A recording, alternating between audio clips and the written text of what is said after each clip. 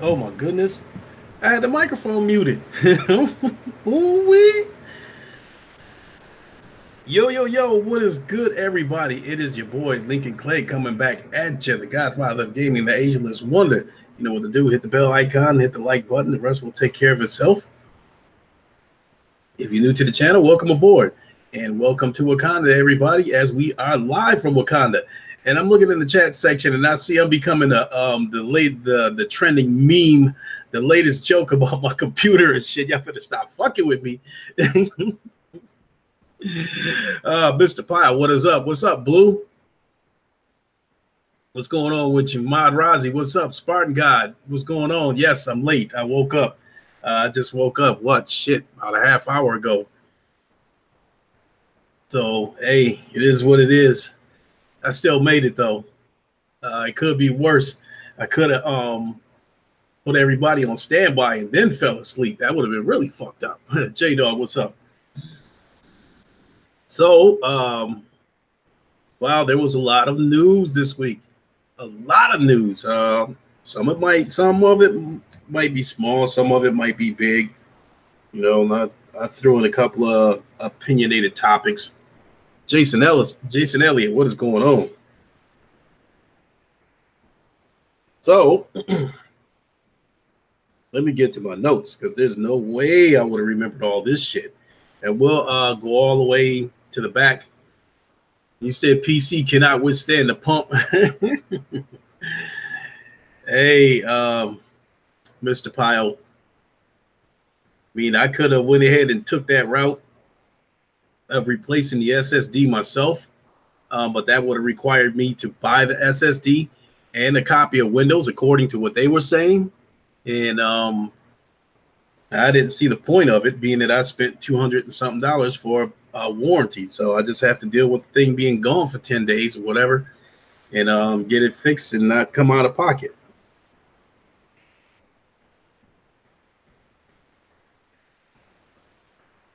So let's start from the beginning, and pretty much in the order that I took these notes down this past week.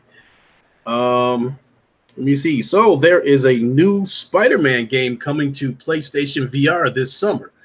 I assume that this is in conjunction with, I believe it's supposed to be a new Spider-Man movie coming out this summer.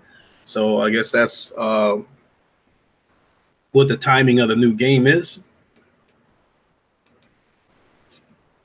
So we'll see how that turns out. Hopefully it's a lot better than the last Spider-Man game that came out where you just, taking target practice with your web shooters. I think I heard that you might be able to web swing on this new Spider-Man game. So that would be really cool. I mean, that would be the only reason, the biggest reason to want a Spider-Man game is the ability to be able to swing in VR. I mean, how cool could that be? I think that would be really cool. But at the same time, I think that people who might be scared of heights or get motion sick real easy, I don't know how they would be able. I don't know if they'd be able to deal with a game like that. So that's not to say that it'll make them sick. From what I'm gathering right now, it seems like the leading cause of motion sickness when it comes to VR is poor frame rate, and I think that's what I experienced with Zero Caliber when I was turning, from left to right. That's what was making me a little bit queasy when I was playing that game. And when I was making the turns looked a little bit skittish. It didn't look smooth. So I think that's what caused me to get motion sick with that game. So, but one thing I will say that Sony don't fuck around with people bringing shit to the PlayStation VR and not getting those frame rates together.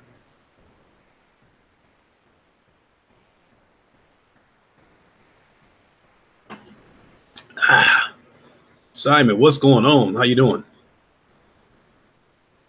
So that's that topic. So it'll be cool, though. Make no mistake about it. When it comes to PlayStation VR, I don't know if it'll be a free-to-play game or if it's something that we'll have to pay for this time around. But it's cool. I'll get it. Uncompetitive. What's going on? Mr. Pyle, the gym has been awful. I haven't been to the gym in at least 3 weeks. and it shows too. I definitely lost some size. Um,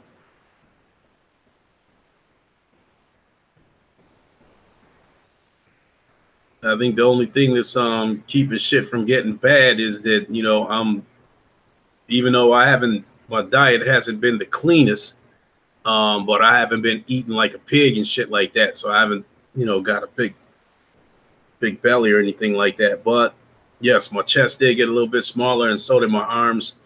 You can tell what I look like right now versus this picture right now, and I'm definitely smaller than this picture. I mean, the build is still there, just not as big. So,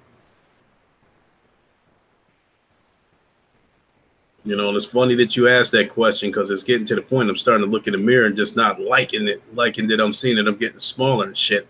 So it's time to head back to that gym, you know, because I have to do it now if I'm going to be able to try to get my shit together in time by summer.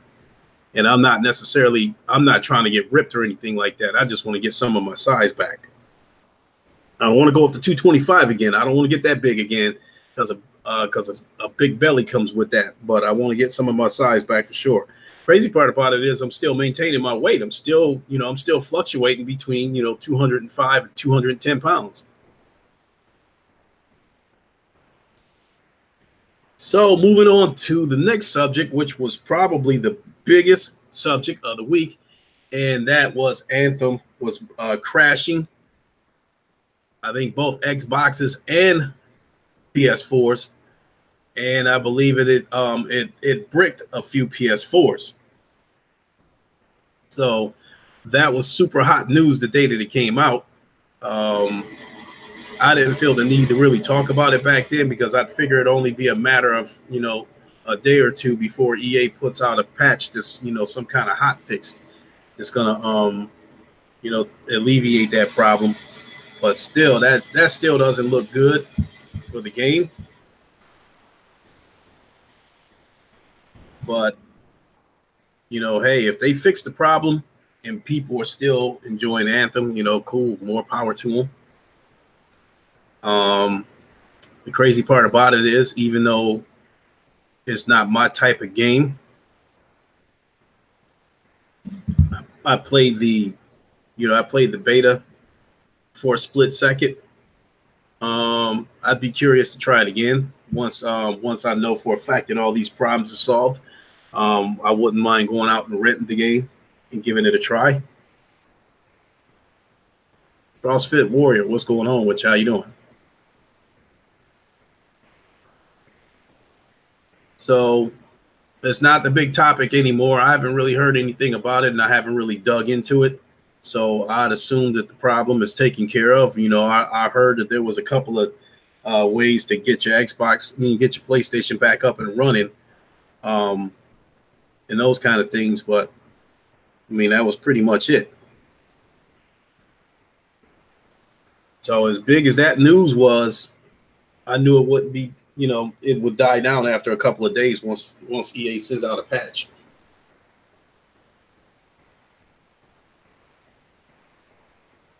Or in this case, we'll say BioWare. Nothing much. You playing Metro Exodus? What are you playing Metro Exodus on?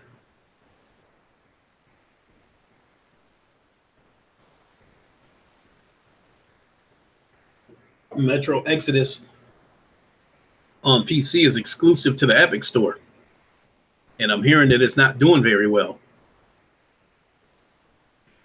Xbox? Cool.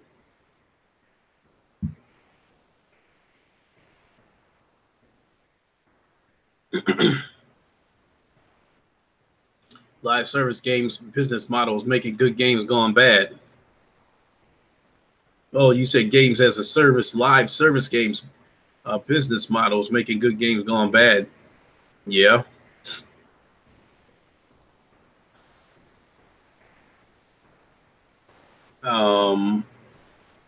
The only good thing, Mod Razi, that I can say about this games as a service shit is that they're popping up everywhere. So the competition is going to be fierce.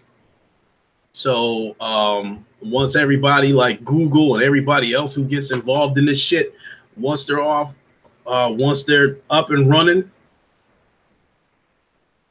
it's going to be a jungle for Microsoft, you know, with their games as a service model. And they're going to have a hard fucking time.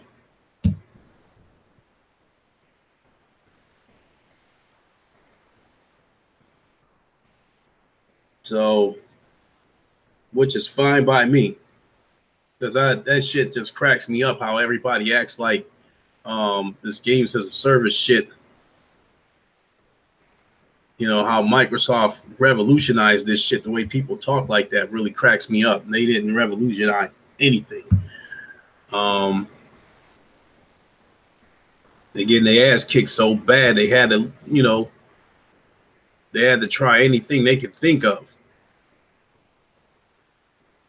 This games as a service shit. I don't know how much money they put into the xCloud, but I don't believe, you know, I believe Microsoft as a whole is the biggest reason for this cloud shit. You know, and I think the Xbox division is just using a fraction of this cloud. Sarah's is great. What's going on? You didn't miss much. I only been on for about 11 minutes. Before you got here, the only thing I really talked about was a new Spider-Man game coming to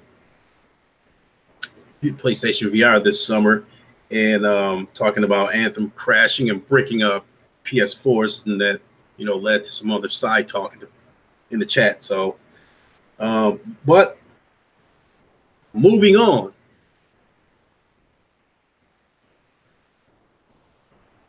The next topic is actually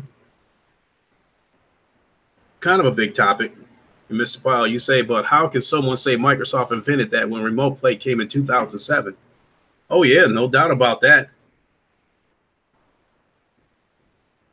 And then as far as streaming games goes, Sega did its shit about 20 years ago. 25 years ago with the Sega channel. And Sega was doing this off of dial-up internet, which was god awful slow. The Microsoft didn't revolutionize shit. I think with games as a service in this cloud-based gaming, I think Microsoft made a desperate move and spun it around as if they did something creative, as if they invented something. I mean, what Microsoft did is, to me, is like the equivalent of you haven't eaten in God knows how long, and you're in a situation where you're looking for anything you can eat, and you finally find something on the ground that you can eat. And then you hold it up in the air and scream, "Holy Jesus," and act like you invented it. And then these dummies go right along with them.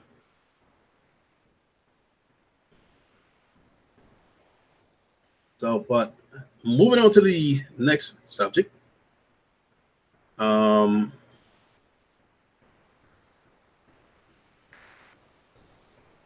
What is wrong with Microsoft? I don't know. Stupid.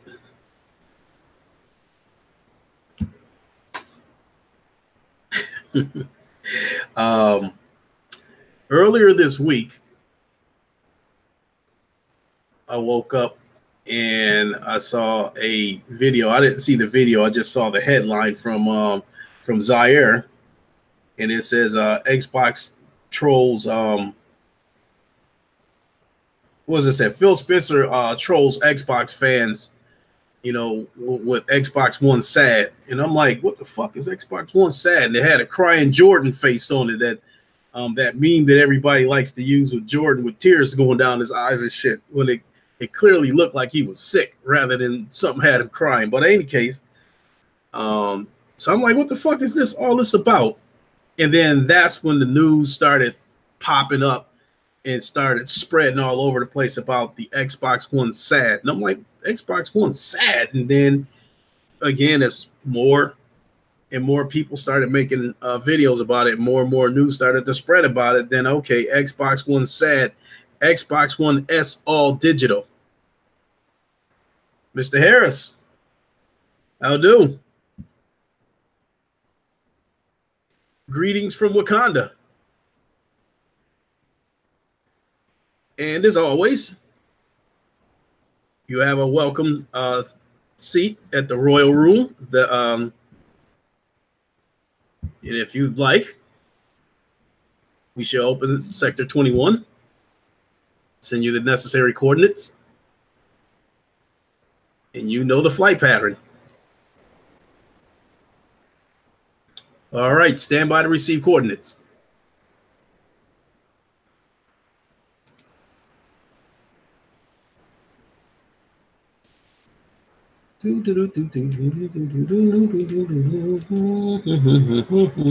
Messages.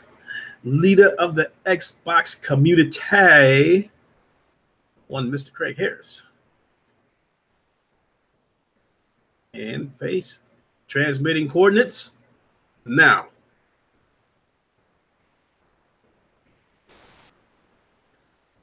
We look forward to your arrival to Wakanda. We'll see you shortly.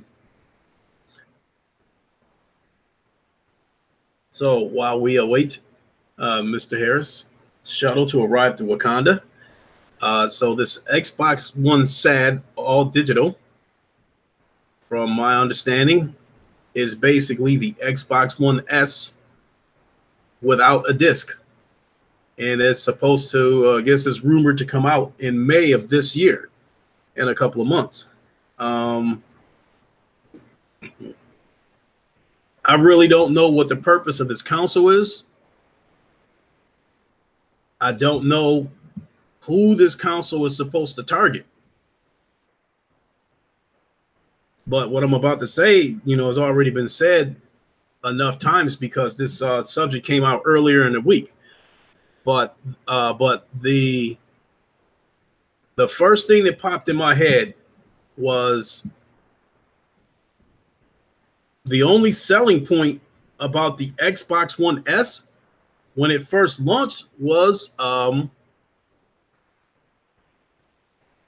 4K player in it. I believe we have a change in pressure within the dome, and my guards have alerted me that a shuttle has landed in Sector 21, which means our guest Craig Harris must be here. Yo. How are you, my friend? I'm okay. Just getting going this morning. Got the Devil May Cry loaded up on the PlayStation, and just trying to work out how I want the gamepad to work. Get the the camera and stuff like that. And I'm a stream that here after the podcast. The camera.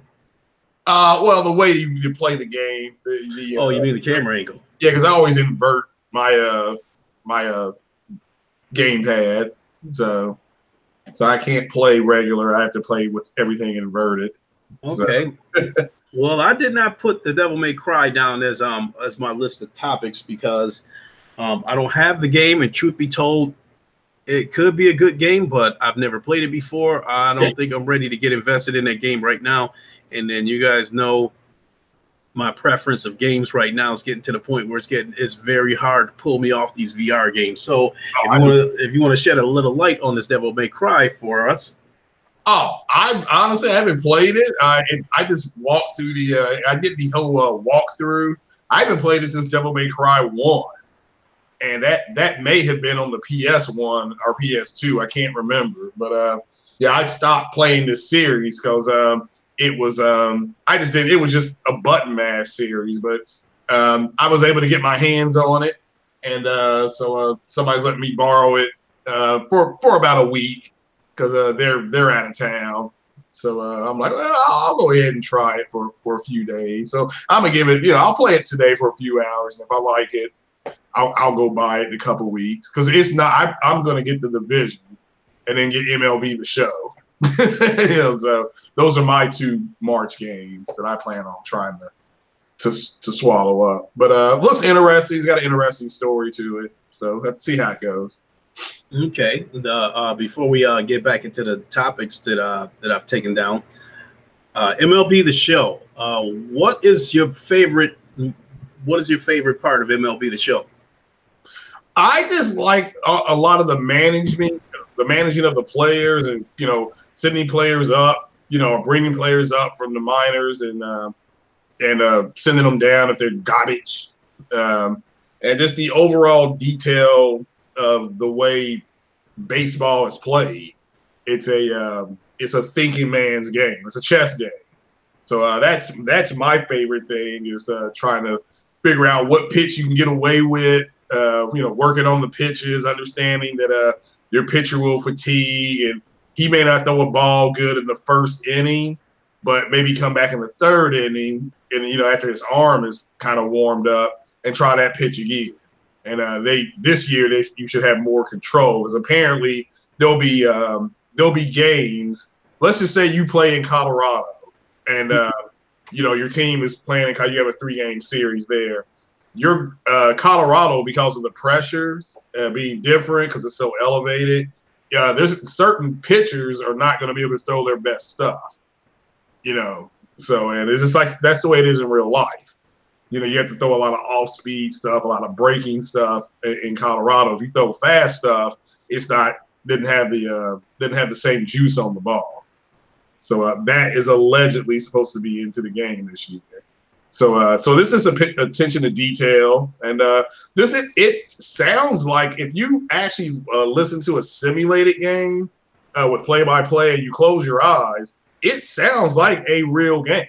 I mean, yeah. The play-by-play, it's like a real game. So and that's the way I was. I remember I still have my granddad's old radio, and I can still pick up the Reds games on a clear day.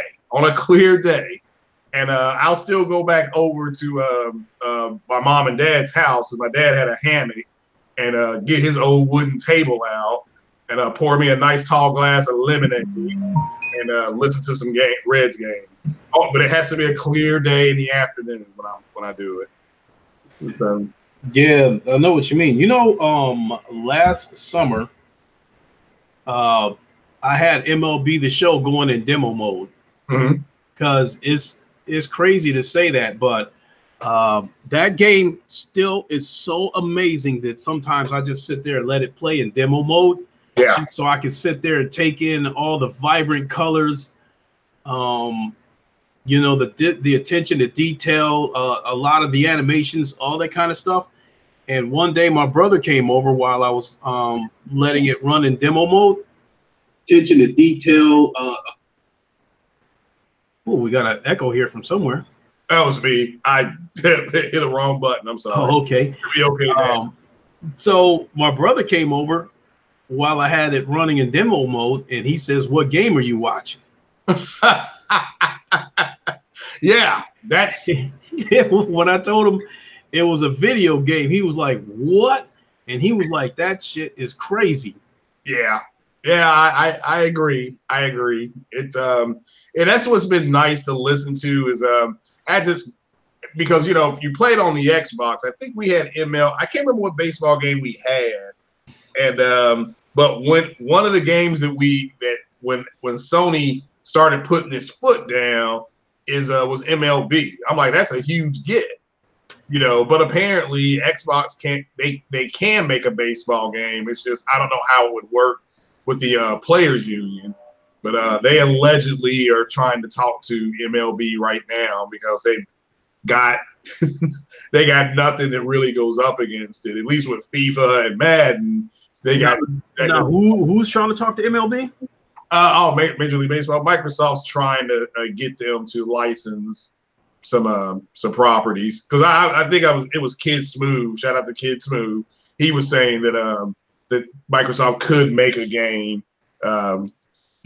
A baseball game. And I said, well, cool. Hold on. Let me weigh in on this, because I definitely got something to say about that. The general consensus is that Disney should take the Star Wars license away from EA. Yeah. And it's not because that they built a fucked up game. They built an egregious game with Star Wars Battlefront 2 with the intentions of milking the shit out of people with pay-to-win microtransactions. And then they just recently canceled the Star Wars game. I think it was a linear game. I think this was the game that Amy Hennig was working on at some point. That's true. And they canceled that game. And that has caused for an outcry for Disney to take the license back from EA.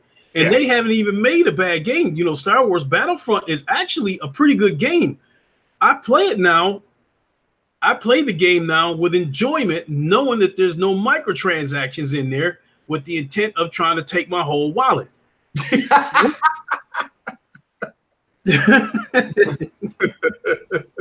Yeah, see, I just played the campaign. So all the microtransaction stuff, it did not pertain to me at all. Like after I beat the campaign, I was like, all right, I'm done. I'm not gonna play this game online.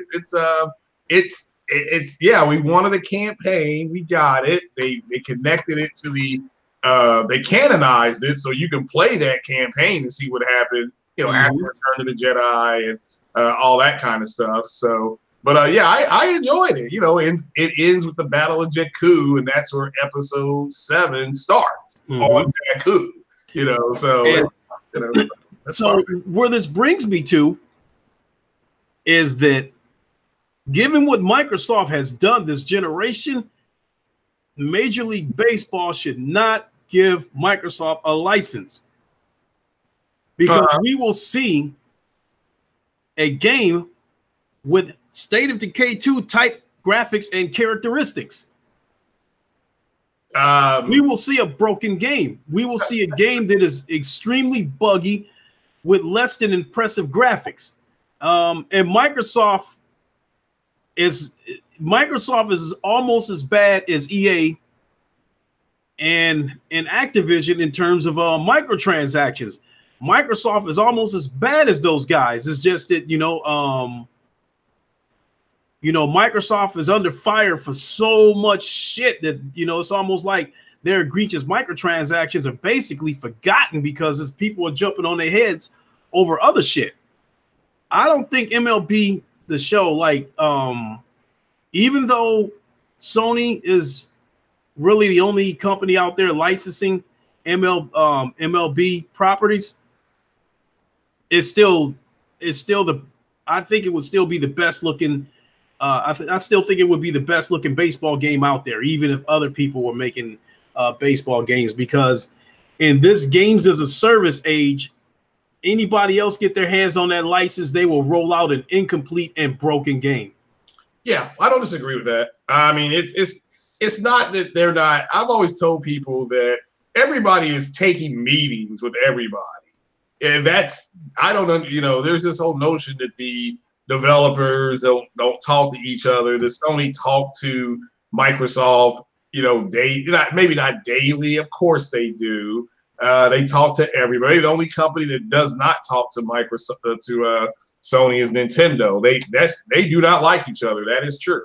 That goes back to Sony spending millions on R&D for Nintendo system. They were going to go to a CD-ROM, and then at the last minute, they said, no, we don't want it.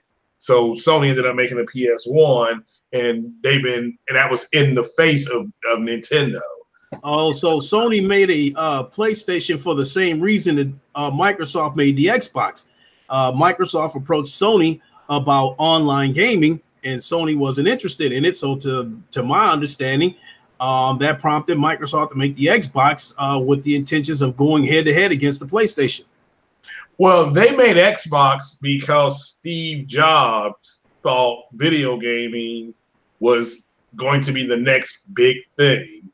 And Bill Gates was like, well, if that's true, then because Steve Jobs, God rest his soul, he was very competitive, especially with Microsoft. He could not stand Bill Gates.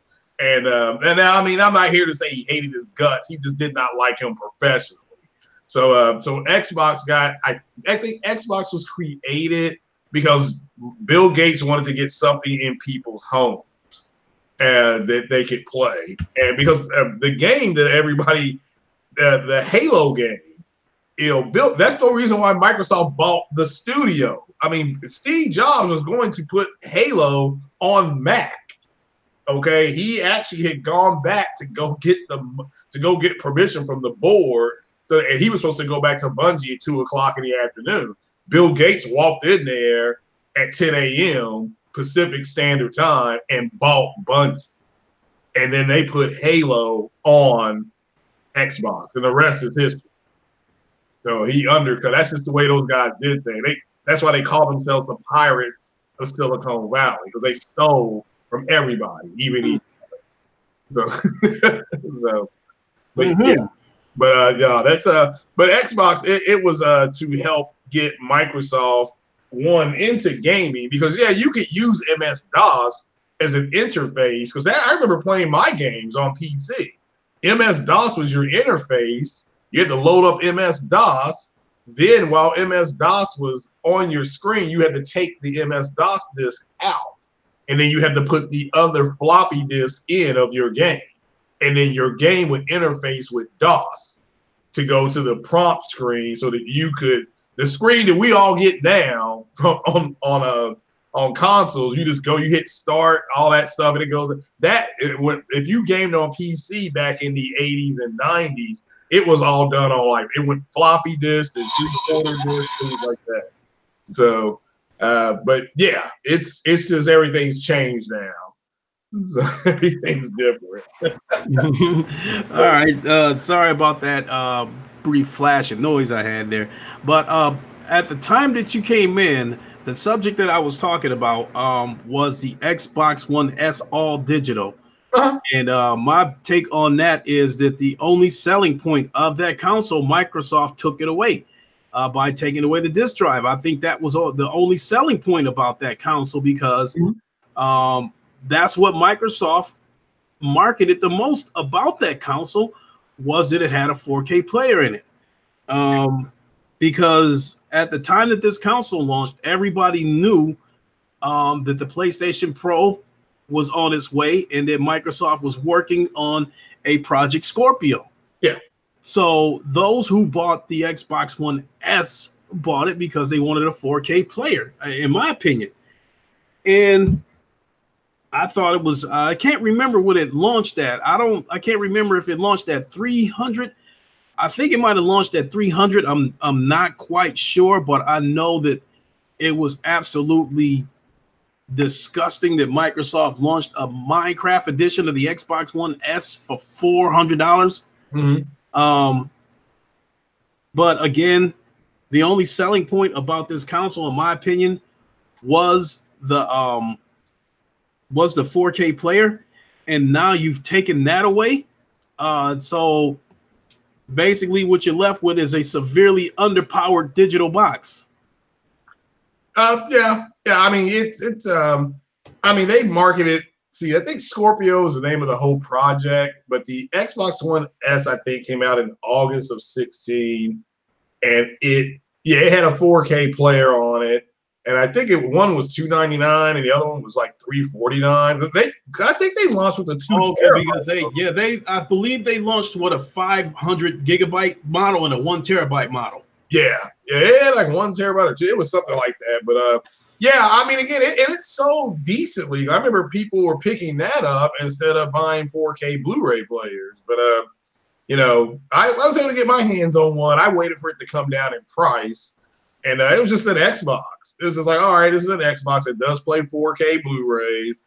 And but as far as the streaming device, I need to actually see what Microsoft does, because Google allegedly is going to drop theirs in another week and a half. They're going to show it running multiple games, you know. So allegedly, we'll have to wait and see. Yeah, but, that's definitely part of my notes that I wanted to talk about too, because we know that Google's supposed to be unveiling something at the GDC. Yeah, so we'll have to wait and see what Microsoft does. I'm interested to see how they're going to do it. I still think what they will do is they will let you download part of the game. And I had asked several people this, and I remember I asked Savage Uger this. I said, could they download part of the game? this part of the game and then run the rest from it from the cloud. And everybody on the podcast that day said, yeah. So that's what I think it's going to be. I think they're going to let you download, 40 to 60% of the game, and then they just run the rest from the cloud.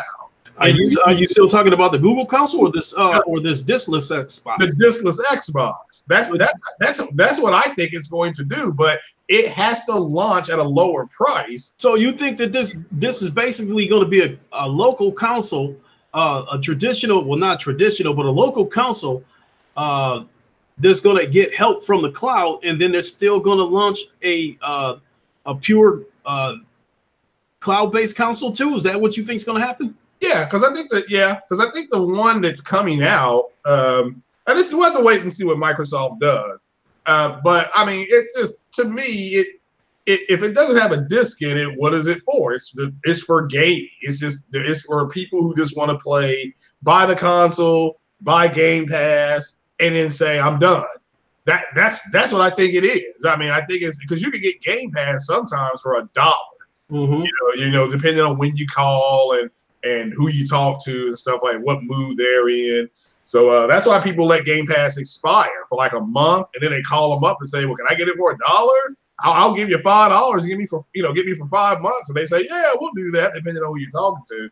But at the end of the day, I just think that you'll have a box. It's going to be I assume it's going to be a little bit smaller than the S, and then you'll just set it up, and whether you use Wi-Fi or hardline, and then you're gonna. And I recommend if you're going to use a hardline on it, and just download whatever game. I don't know if you want to play Forza 6. It will download part of Forza 6, and then it'll run the rest from the cloud. That's what I think it's going to be. We'll have to wait and see. It may not, but that's the way. That's the only way I can think streaming will work at the beginning until everybody's internet catches up, because that's a problem now. People are like, well, my internet's too slow. It's like, well, if you download part of the game and then you run the rest of it off the cloud, you should be okay. You may have some problems, you may not. So, but we have to wait and see. Well, I don't have a problem with this Xbox not having a disk drive. Fatal Mephisto, the Canadian Grizzly Bear, what is up? Jamal King, what is up? Garuda Legends, what is up? I don't have a problem with this Xbox not having a disk drive, because if I did have a problem with that, I wouldn't have bought my PC, because that doesn't have a disk drive. So yeah, I'm okay with the digital part. The problem that I thought that had me scratching my head is that you picked the weakest console in your lineup to make a digital box out of. Repeat that.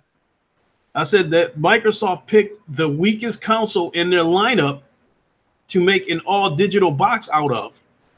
Oh, well, I mean, it's digital.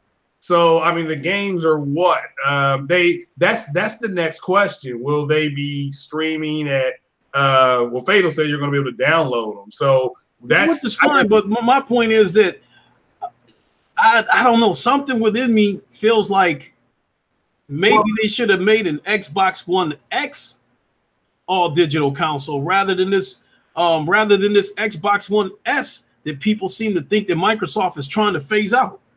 Well, I mean, again, I think the whole thing with the resolution and stuff like that didn't work for Microsoft. I mean, it's a good marketing tool. I'm not here to say that they didn't use it on marketing, but obviously, if you look at the numbers, and I'm just a fact numbers driven person here, because the numbers will lead you to a logical conclusion. And I asked this yesterday: since the Xbox One X has come out, has Microsoft lost ground to Sony, or have they gained ground? It's a simple, and everybody said they've lost ground. Yeah, so and that's the truth. That is the truth. So there's no damage control or nothing like that, or bashing Xbox. They've lost ground.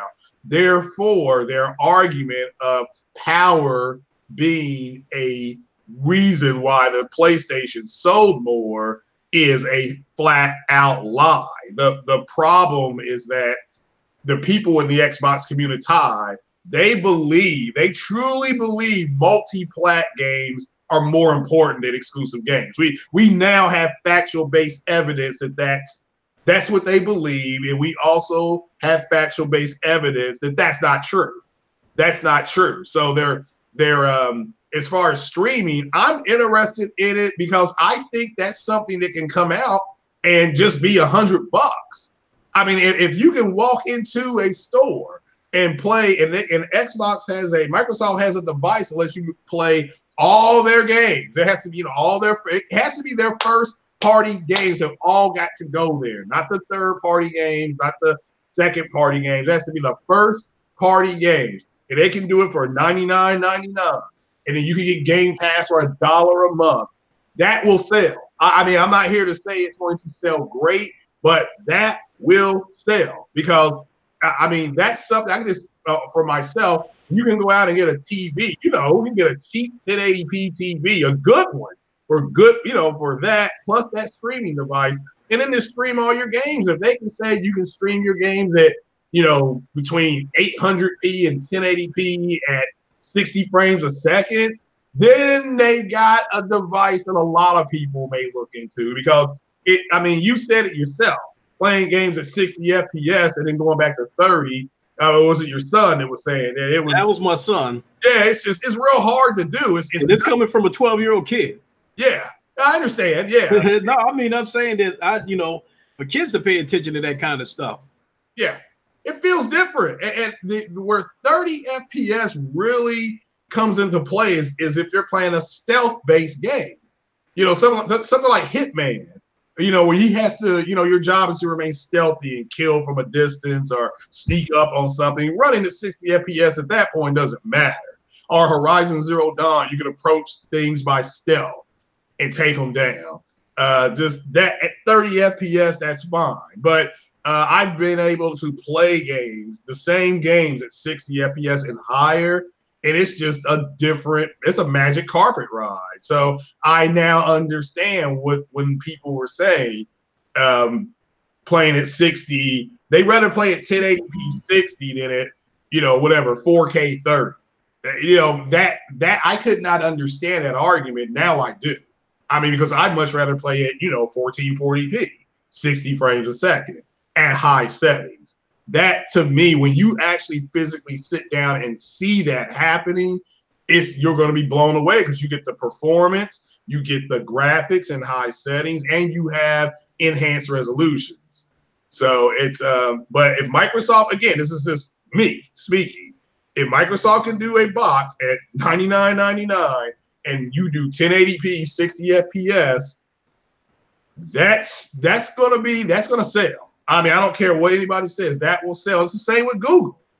If Google does something similar, and we've already seen Assassin's Creed Odyssey running at 1080p, 60 FPS. We've already seen it. So we already know it works. So now let's just see how they streamline it.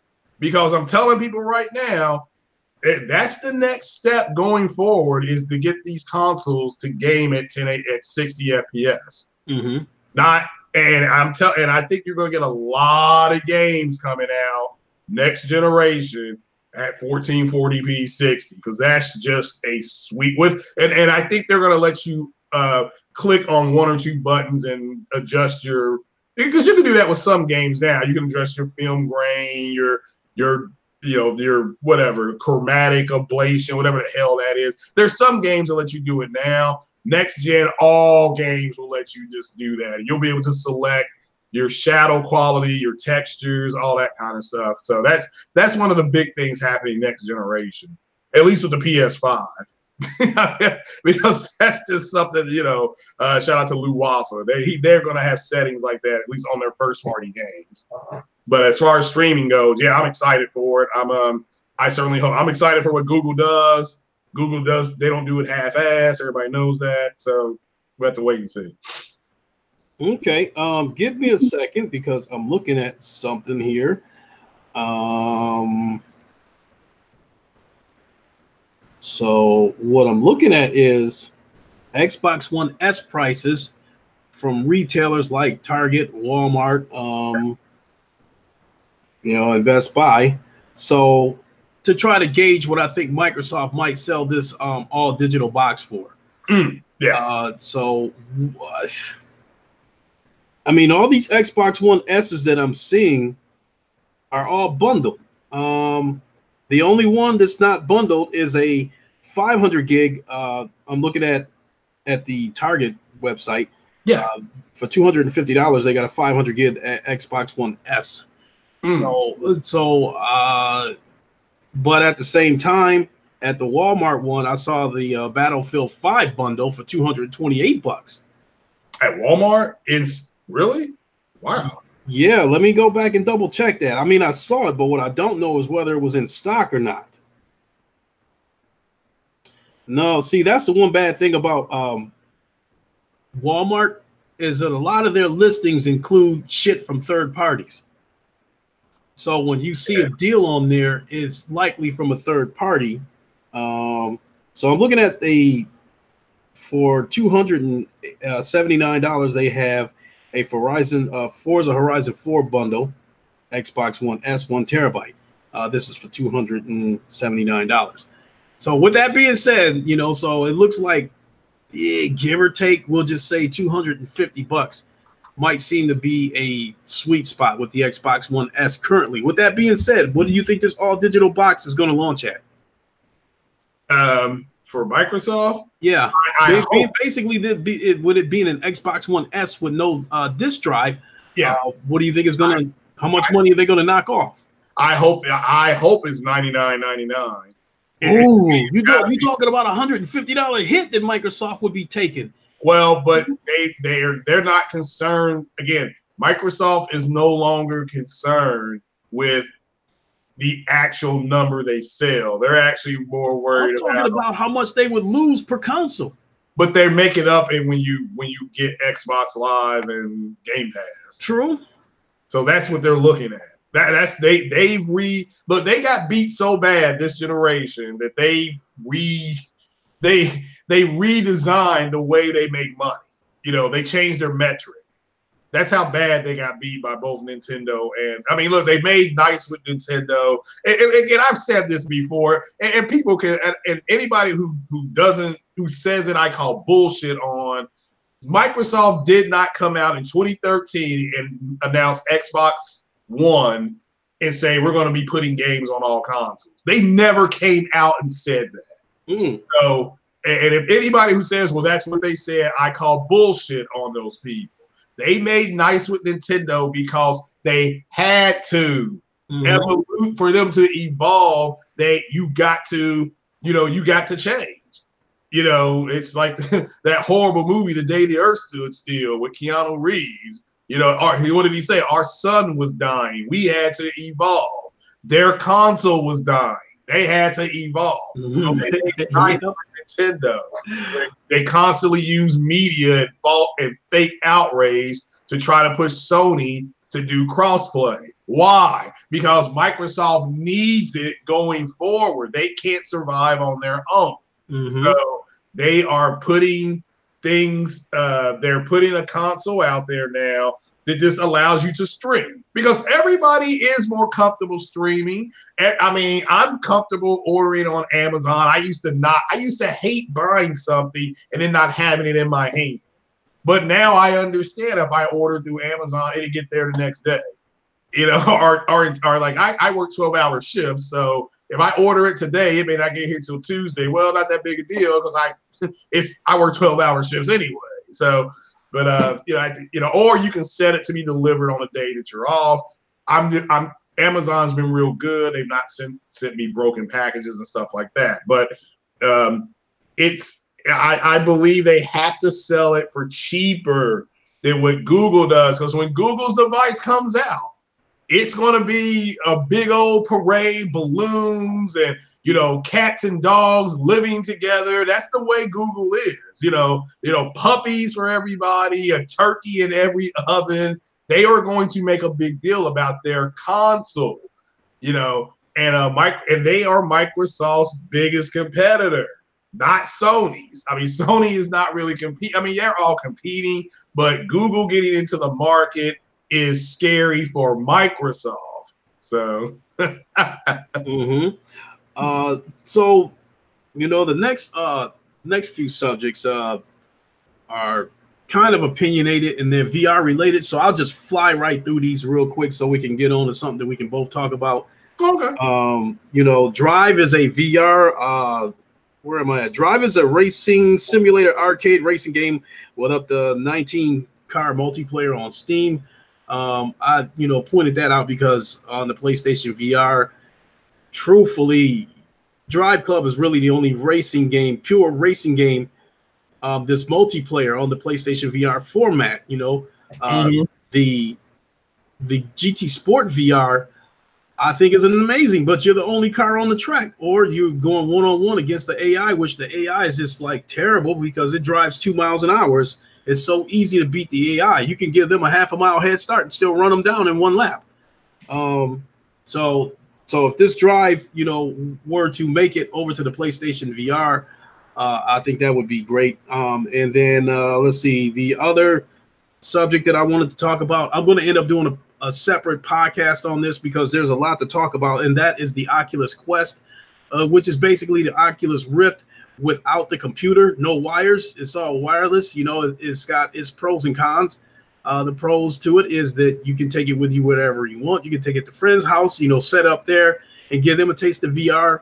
One of the cool features about this game is that it scales the room from the inside out. And what's really crazy about it is if you take it to a friend's house and it scales that room, and then you come back to that house at another time, the Oculus Quest remembers that room and won't need to scale it again, which I think is pretty amazing. The trade-off is it does display in 1440p, but it doesn't have, because it's not being powered by a PC, you're sacrificing like lighting, cell shades, all that kind of shit. So the Oculus Rift is still going to look more detailed because it's being powered by the PC. That's something I'm definitely going to have to do a separate podcast on, because I'm wondering if this is something that could appeal to a wide stream, to a wide audience, to a mainstream audience. Obviously, VR is still on the rise for Oculus to be taking a chance on something like this, because they're obviously trying to appeal to the mainstream with this, because it's not as powerful as the Oculus Rift or the Vive, but the convenience of being able to take it with you is the trade-off. So I'll end up doing a separate podcast on that. And the last one, before I get back to a subject where you can chime in, I mean, you can chime in on any of this. I'm listening. And I'm wondering if Sony if they're stonewalling other first-person shooters from coming to the PlayStation VR. There are a ton of first-person shooters on Steam, and a lot of these games have graphics that are equal to or even worse than Firewall. So I would be led to believe that the PlayStation VR will be able to handle a lot of those games that are on Steam. I'm wondering if Sony are stonewalling some of these people from bringing their game over to the PlayStation VR, so that Firewall will be out there by itself, because Firewall is the best first-person shooter game on the PlayStation VR. That Honor and Duty, that shit's been in beta for God knows how long, and it's been free for God knows how long, but it's some Lego blocks looking shit. It's like, I'm serious. It looks like Minecraft. Right. How bad it looks. And I just cannot get into it. I cannot play it. And then the other first-person shooter would be Farpoint, which is 1v1, player versus player. It's a great looking game, but it's not a true multiplayer. I don't think it was ever meant to be that way.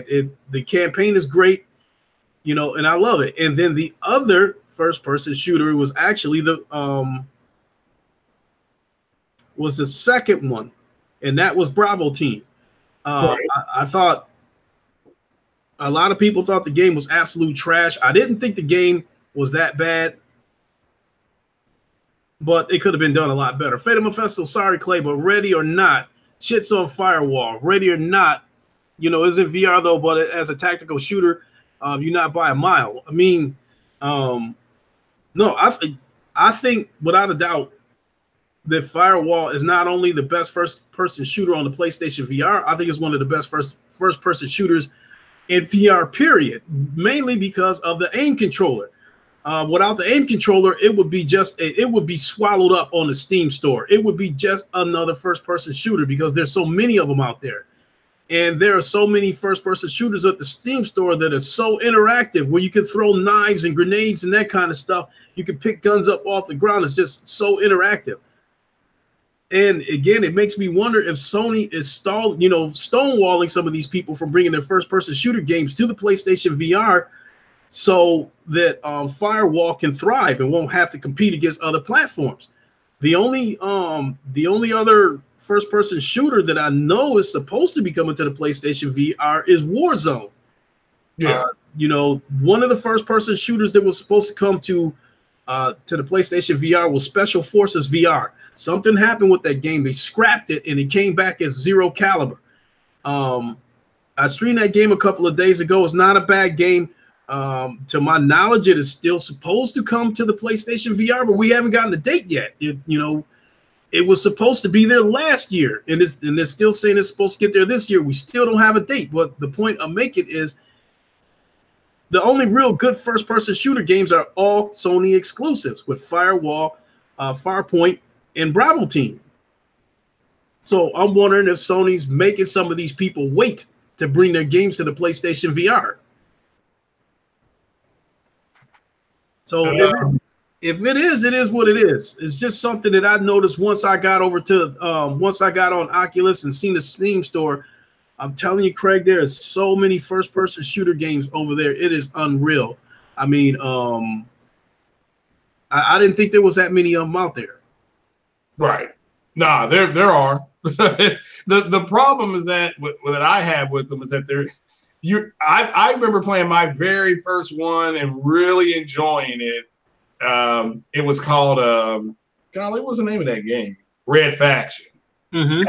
I thoroughly enjoyed playing Red Faction 1. That's still one of my favorite first-person shooters I've ever played. But they just haven't changed them a whole lot. I mean, even the online modes are the same as they were back in 1997, or 98. Yeah, it was 97. We were playing Ghost Recon on PC.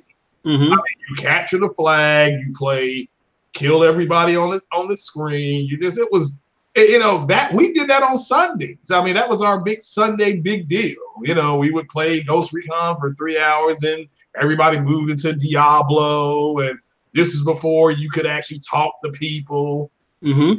And there was no real time voice chat. So it's just that's my issue with it is but Microsoft, I'm sorry, Sony has said that they're going to have more multiplayer games coming next generation. So that's interesting to see what they do.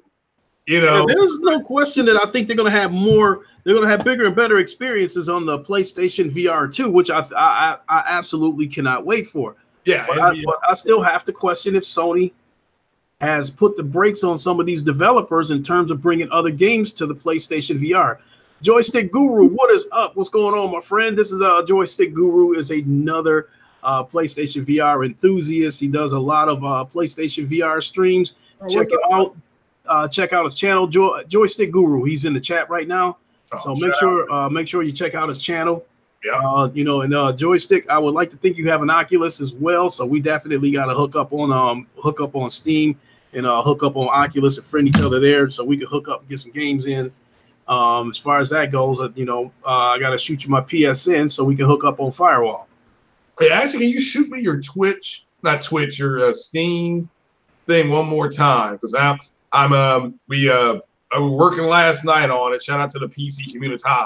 Unless you deleted it, it should be still there in your DM on Twitter. Okay, cool. I'll go back to it. Because all you have to do is just click on that link, and then it'll just ask you if you want to accept my friend request or anything like that. So you won't have to go through any a bunch of stuff. Very well. Yeah. No, that's cool. You just click on that link, and it just basically said, Lincoln Clay wants to be your friend, and you just hit accept, and that's it. That's good to know. Then good. Yeah, because we worked on it last night, so now I can share from my account. Whereas before I was kind of piggybacking on his account. But there's so many Steam games. I mean, my God. I mean, that's crazy. Okay. You know what? Like, I see you right there, Joystick. I'm on Eastern time right now. It's a quarter after. It's 10:14 a.m. Eastern time. I'm gonna like when I get done with this stream, I'm gonna send you a friend request on PSN. How about we later on today? How about we do a firewall stream and both of us stream it for our channels? So I think I seen you hook up with I think with Petrifying Pumpkins or Gamertag VR. So I think I seen you hook up with them before. So I'd love to jump in one of those. So, but moving on to the next subject, Craig, and I think this is something you can definitely give your opinion on because it's definitely a lot of people were talking about it, and that is that Nintendo officially enters the VR market with a Labo style VR that you make out of cardboard. What? And, yeah, and now. Labo, how does it work? Is it just you know what? I'm gonna share my screen because Sick posted some pictures of some of the devices you can build for this. Give me a second. Oh my god. Because I mean it does interest me. Okay, so I'm gonna share my screen real quick. All right.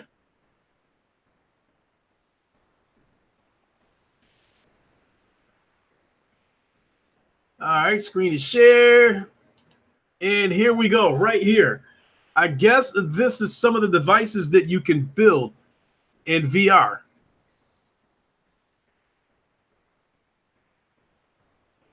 Oh, God.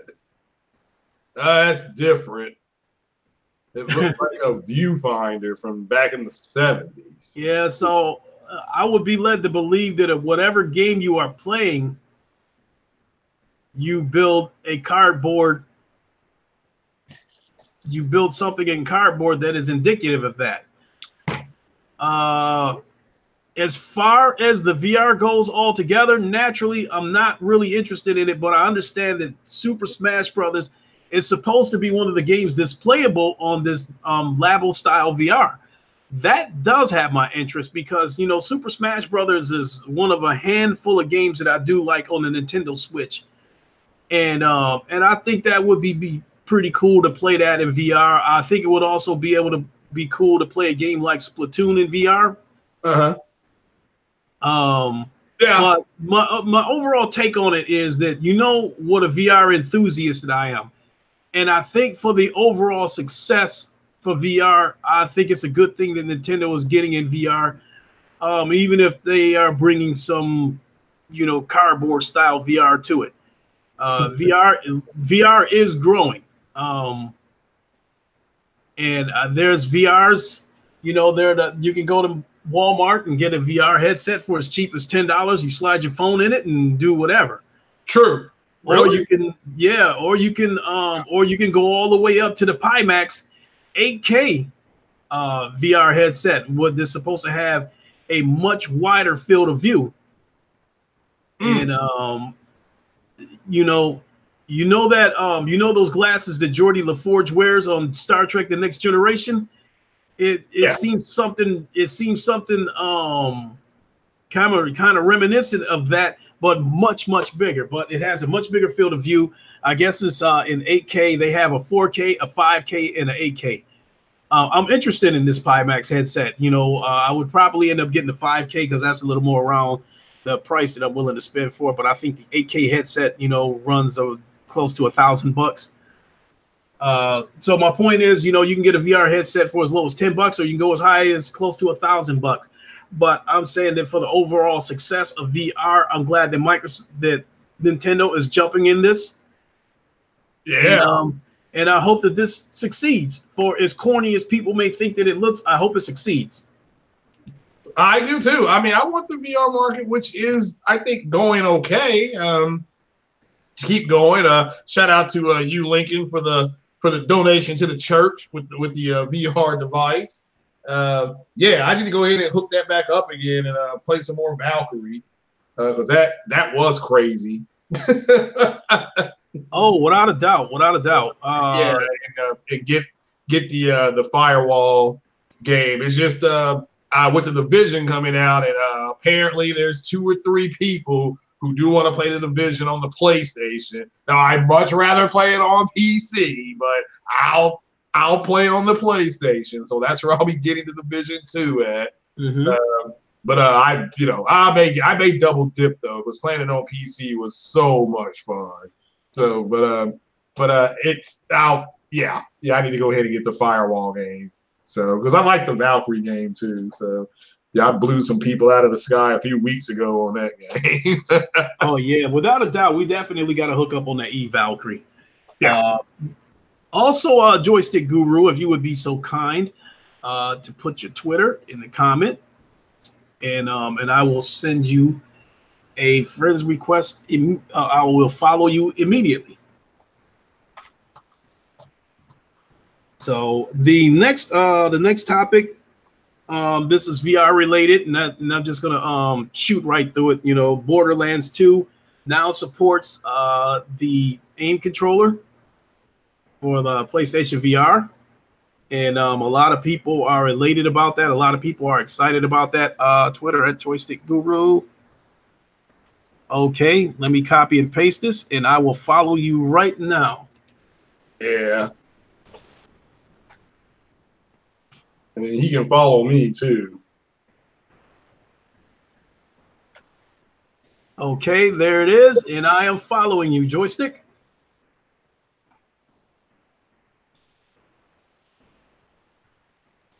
So Sugehead Gaming, I'll follow him too, because that just came up suggested, so I'll follow him too. I'm gonna make a warped attempt to do a Twitch stream today, people, through OBS. All right. All right. Yeah, I'll get all that stuff right when I get my computer back. So, but yeah, the aim controller, I did try Borderlands 2 with the aim controller. It does make the game a little more enjoyable. But still, Borderlands 2 is just still not my type of game. It's just I'm just having a hard time getting into it. Yeah. Basically I'm forcing myself to try to play it because I spent $50 on it. I should have just reached out to the developer and asked for a code. Oh yeah. Yeah. They said you're forcing yourself. As much as I love VR, don't get me wrong. I'm not just going to jump up and say I love any game because it's VR. I mean, there's enough VR games out there right now that, it's evolved like rap music. When rap music first came along, those who liked it liked any song just because it was rap. But now it's evolved far enough that you have choices to decide whether you think something is garbage or not. I don't think Borderlands 2 is garbage, but I can't really get into it.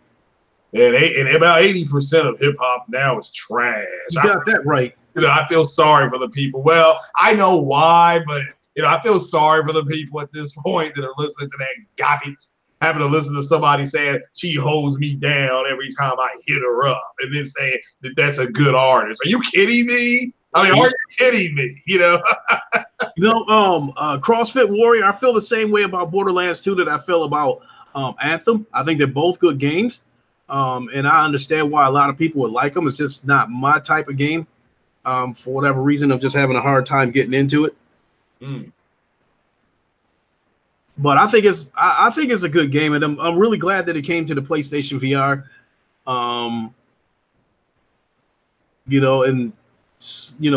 Like it's same thing with Anthem. It looks like it could be a fun game, but it's just not my type of game. Mainly because of the co-op factor. I like player versus player. I like going up against live people when it comes to multiplayer game instead of like co-ops.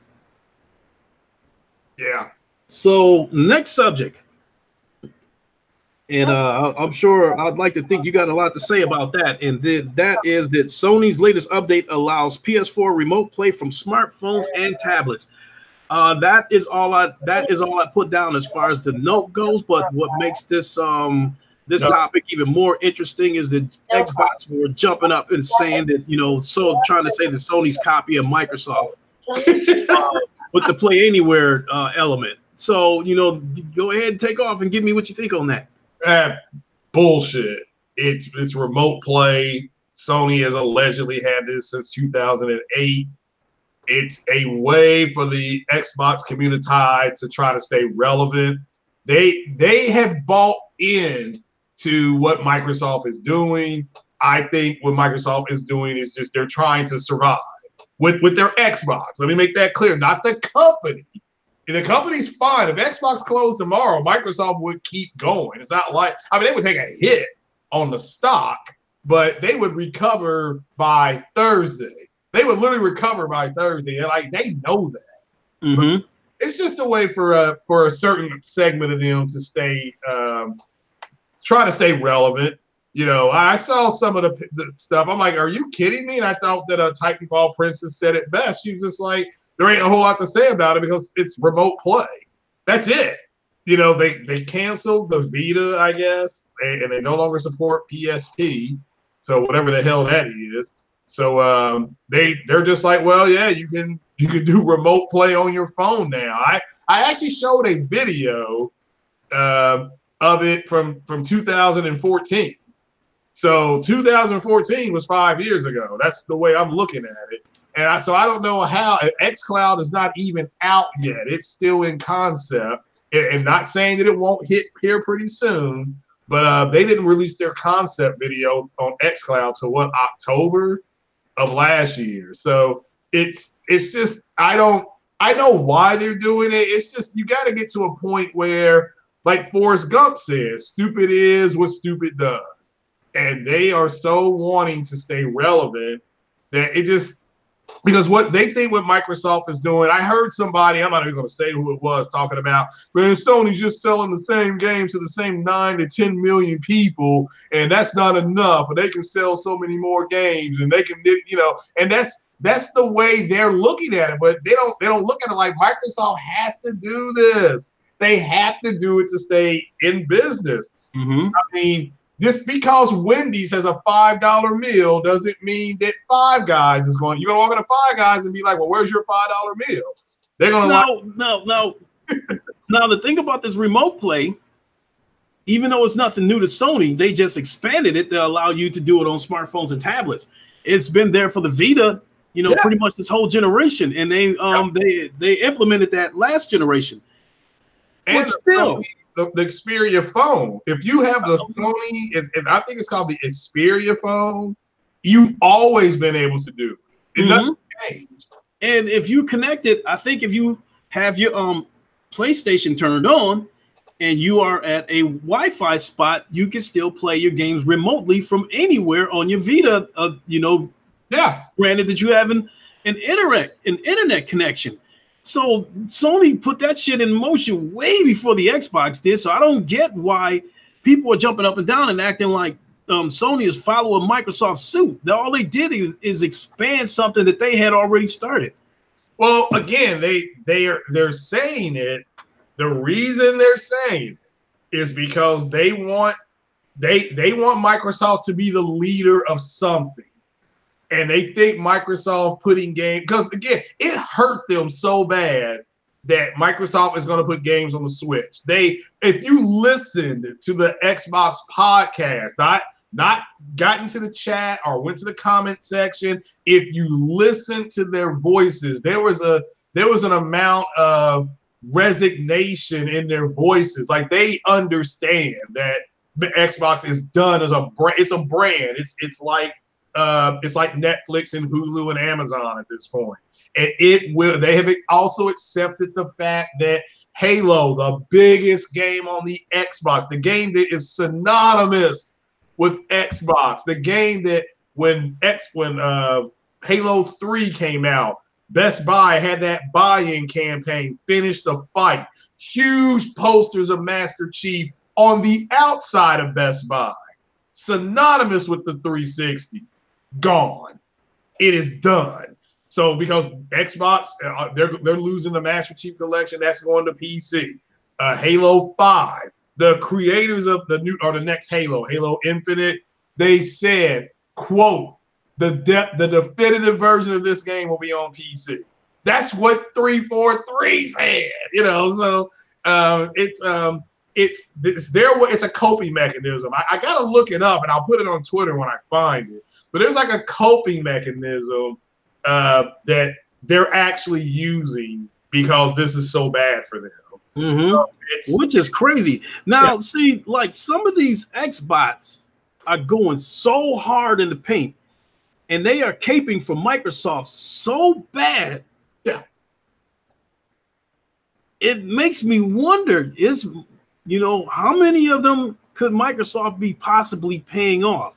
Because these guys, people like Kid Smooth, he's that dude that you keep knocking his ass down, and he keeps saying, let me up. Let's start over. I promise I'll get you this time.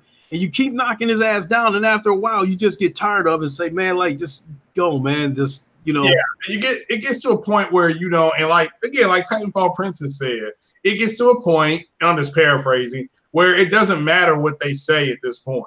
Right. It doesn't matter. I mean, they're going to make excuses for what Microsoft is doing no matter what. I mean, you put games everywhere. They say that's a great idea. You're like, well, you know what? I can't go to KFC and get a bucket of Popeye's chicken. Why? Because that's a competitor. But it would be more consumer friendly for me to be able to go to KFC and get a bucket of Popeyes. But that's not we're in a capitalistic society. Their goal is to make as much money as they can through a competitive means. Microsoft has given up on that. And so when I hear people saying now it's about putting software everywhere, bullshit. Apple has a service for music. Whereas Microsoft does not have a dedicated thing for music. I mean, not that I know about. Microsoft does not have to do that to make money. Apple did it to create another revenue stream. I think it's called iTunes. So what's Microsoft's version of iTunes? I mean, does anybody know what it's called? Because I don't think it exists. So that proves that you don't have to do the same thing. I mean, I think when they had the Zune, I think they did have a music store back then, if I'm not mistaken. Yeah, but where's Zune at now? Right. They didn't need it. And again, Microsoft has acquiesced the music stuff to Apple, because it's like, well, as long as an Apple turned around and says, well, we'll let Microsoft, because Microsoft has more PC software on market. Now you can just natively use what? iTunes. Microsoft's fine with that. Those are competing companies that do not like each other. Okay, they can't stand each other. They are competitors, but it's better for them. They have a symbiotic relationship. That's what Microsoft is doing now. They want to be in a symbiotic relationship. They don't want to be in a competitive one. Okay, they are going to be. Have you all ever seen a Discovery Channel show about sharks? There's always a big shark, and then you got that little bitty shark that eats the parasites off the big shark. Microsoft wants to be the little shark eating parasites, because then it's providing a service, and because it's keeping the big shark clean, the big shark don't turn around and eat it. Well, in this aspect, Sony is the big fish. They're the big shark, and they have to create something. And it's like what they're doing. And Foxy Games said it. They're going to start saying, well, Microsoft has games everywhere. They have it with Nintendo. You're the only ones not participating. The ones that are still participating in that conversation, that's what's coming next. Because that's what they're going to start saying, is that, you all heard it. Microsoft has crossplay with Nintendo. Microsoft is doing crossplay with Nintendo. How come Sony doesn't want to do crossplay with us? That's where they're at this point. It's like a 5-year-old child that's bitching because he doesn't have cotton candy. It's just like, fuck your candy. Nobody wants your candy. And I mean, and we are where we're at because Microsoft vilified Sony for not getting on board with this crossplay, and all the Xbox fans ran along with it. Sony's the bad guy. I mean, fuck, they might as well go ahead and do a documentary on Sony called Surviving Sony and shit. Yeah. Because Well, Microsoft vilified them so bad and made them look so fucking bad. well, think about it. It's they. You all really have to step back and understand that they think because they want it that everybody else should want it. They think because Microsoft says it, it's good. Okay, it's fine because it's Microsoft. That's what you're dealing with. It's no different than if you go to somebody who loves their iPhone and you tell them the truth. Sam, you say Android has more phones. You say Android has more software. You tell them they have more free apps. Everything I just said is true. So why do you have an iPhone? And they're going to say, well, I love my iPhone. That's what you're dealing with. And they truly believe, because I just heard somebody say this in a podcast day before yesterday. They truly believe the reason why the PlayStation 4 in 2013, 2014 sold more was because it was running multiplayer games at a higher resolution. That's it. You're not ever going to be able to talk them off of that. And it doesn't matter who they are. Doesn't matter if they're a man or a woman. And they're still forgetting that $500 price tag as well as the DRM and don't care. That doesn't matter because see, it's Microsoft was doing that. Therefore, it's the best deal. Just like the Apple person. Okay, yeah, you're right. The $500 price tag, the fact that the DRM was there. I mean, there was a multitude of other things. People just did not. The Connect was was going to be there all the time, and people just did not understand that. But to them, you throw that all away. It is Microsoft said this is the right thing to do. Therefore, they're going to follow along. And they, at the core of their tree, that trunk is multiplayer games are more important than exclusive games. That's that it's a flawed reality that they're living in, but it's their reality. And then they did their own podcast. They got into their own echo chambers. If you want to look at something similar going on, look at the whole crazy stuff surrounding the Captain Marvel movie. It was going to fail. It sucked. It was feminism. It was SJW bullshit. It's tracking for $140 million. So that means that all the stuff that was said about it was lies because people they enjoyed the movie. They went and saw it. So it doesn't matter. And it's the same with the Xbox community. You're not at the fundamental core. And this is for everybody to understand this. They think multiplayer games are more important, despite Sony selling 9 to 10 million copies of Spider-Man and Horizon Zero Dawn and Uncharted. And despite God of War being game of the year, despite Nintendo getting into the market late and selling a shit ton of exclusive software, catching up to them. So they have all this documentation they can look at and see that power doesn't matter. It does to them. They think it's still important. So it doesn't matter. As retarded as I think somebody may sound on whatever podcast, and people know those podcasts, that's their fundamental flaw.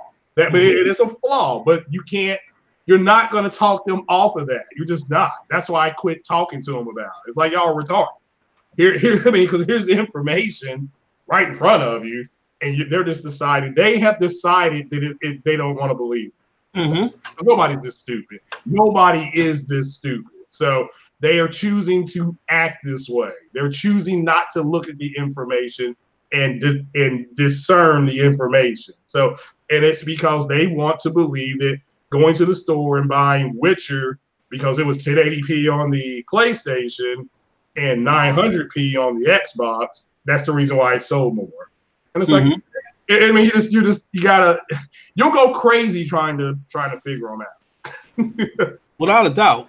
So, I got a couple of more subjects that I want to talk about that I think, is widespread news, that this is news that affects the gaming industry as a whole. And then I've got like 3 other subjects that are VR related, that may not be that big of news to anybody, but me, I got to do my thing on the VR thing. But the next bit of news that I thought, made my ears perk up was that EA is skipping E3.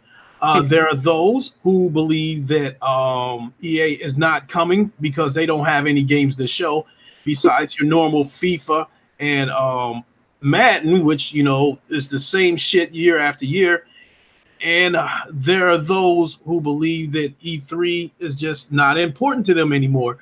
I really don't know what to make of it, because I think, as far as anything, I think they're supposed to be coming out with another Battlefield this year, and we know that we're going to get FIFA and Madden year after year. But I think, other than that, what is it, Dragon's Quest or something like that, is one of the games that people are like wanting EA to hurry up and get it out there or something like that. But as far as them skipping E3, why do you think they're doing that? I just real quick, it's just not important. And I think, was it last year that Square Enix, they did their own press conference, and Ubisoft did their own press conference. It's cheaper to just do your own press conference and control your own costs, and you go and you control your own narrative. You can dominate the headline for that hour that you're up on, say hour and a half, or however long you are. And I think the big game everybody's looking forward to with EA this year, as far as the Star Wars game. I think Respawn's doing the Star Wars game. I'm really looking forward to that. And that's it. Ubisoft will be a Skull and Bones game, Skull and Bones. I'm sorry. And then maybe if they can announce another Splinter Cell, that would be great. But I think at this point, something Sean Layton said, and this is breaking right down party lines too. If you're in the Xbox community, Xbox is going to E3, therefore it's important. If you're in the PlayStation community, it doesn't matter because they're not going to be there. So you don't care about it. Now, what they said made sense with EA, and Sony said made sense, which is the E3 is too late in the year to be a trade show, because you're about to start Q3. It's too late, to be a trade show. So what exactly are we doing? If we're going to show new software, games, and things like that, we can just do that at our own press conferences. That's what Sean Layton said, and then the EA guy followed them. And then when I look back, Ubisoft did their own press conference, which, and again, I still recommend. People think E3 is this big happy-go-lucky thing. I went to one, and it's elbows and assholes rubbing against each other, waiting in line for hours. Shit. Talk. Just to try to play a game for maybe 7 to 10 minutes. I mean, maybe. And that's if you've made contact with the developers. Because now, if you are a YouTuber, you have a small channel, they're going to laugh at you. But if you got, 3,000 to 4,000 subs or something like that, you want to review games, you want to try to get resume, because people go out there and get, like, is it Neil Druckmann? Is that his name? Am I saying his name right? Is it Neil? I believe so. Okay. He actually went to an E3 and was looking for a job with because he wanted to be involved in video gaming. I think, if I remember his bio correctly. And so now, he's in charge of a company. But at the end of the day, I recommend, if you are a computer developer, a software developer, or you want to learn how to get into games, try to go to E3 to make contacts. Hey, look, is there someone I can talk to that, because I've graduated from such and such, have a degree in graphics arts. Is there a company that you can point me to that I can talk, a guy here or a woman that I can talk to? If you want to get into voice acting, go to E3, because there's a lot of people just get picked. The chick that Ellie kissed, that girl was just a random girl, that that sit in, that walked into an interview and did a voice read, and then they brought her back. She did another voice read, and then bam, now she's the most controversial kisser in the history of video games, so, it's, but just look at it like that. So, and it's just not as important. We have CES, you got GDC, you got PAX East, PAX West, PAX Your Mama. You know, they got all these. They have. You have a big indie press conference overseas. You've got all these things going on constantly. You got local stuff for local developers. We can go on and on and on. Yeah, I almost feel like EA almost had. I felt like it was probably in their best interest not to attend E3 this year, given what kind of show they had last year, where they featured a fucking mobile game and had two dudes doing a Super Bowl style commentary on it. I think that has to be pretty sad when the focus of your E3 is a mobile game. And you're throwing it on a stage for people who are there to see the newest games as far as consoles and possibly PC goes. So I don't know. For EA to throw that thing out there was almost as much of a slap in the face as Activision Blizzard running out there with that Diablo for mobile. So I almost feel like it was in their best interest probably not to even bother attending if that's the same shit they're going to do again. So yeah, I mean, again, and again, it's not that Sony won't go back next year, because Sony, I'm telling people now, Sony will be at E3 next year, and then it's going to be important all again. So yeah, you can screenshot people saying it's not important, and then when Sony goes back next year, you'll be like, look, exposed, blah, blah, blah. I'm just simply saying that I understand why EA and Ubisoft and Sony are not there, because if it's like they said, if it's a trade show, Sony, what are they going to show? You know, they just had that big conference. They had a conference in China, didn't they? You know, they had a huge conference in China, you know, with their projects there. So, and it's just like, they don't need it this year. They've got so much going on. They are developing new hardware, and there's just not a whole lot to show, because what's going to be the question if they showed up? You're going to show new hardware. You're going to show new hardware. Mm-hmm. You know, so which their hardware is not ready yet. Yes, it's shaping up. It will be, you know, what it is, but it's shaping up. Yeah. Okay, so moving on to the last major subject. After that, you know, I've got like 3 subjects that are VR related, but I think moving on to the last major subject, it is rumored that Google could be revealing a console as well as a controller at GDC 19. My take on it is that, you know, we know this shit's going to be, you know, cloud-based, you know, streaming, whatever the case may be. Myself, I am not for this shit. I'm not on board with this game streaming shit.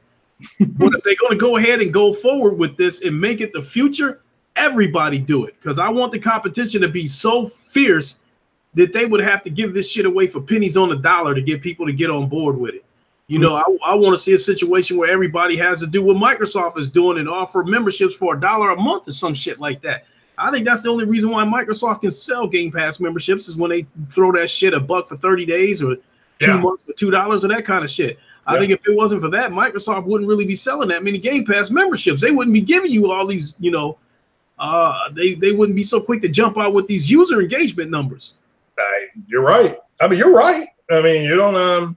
That's the truth. It's about it. They changed their metric of how to succeed.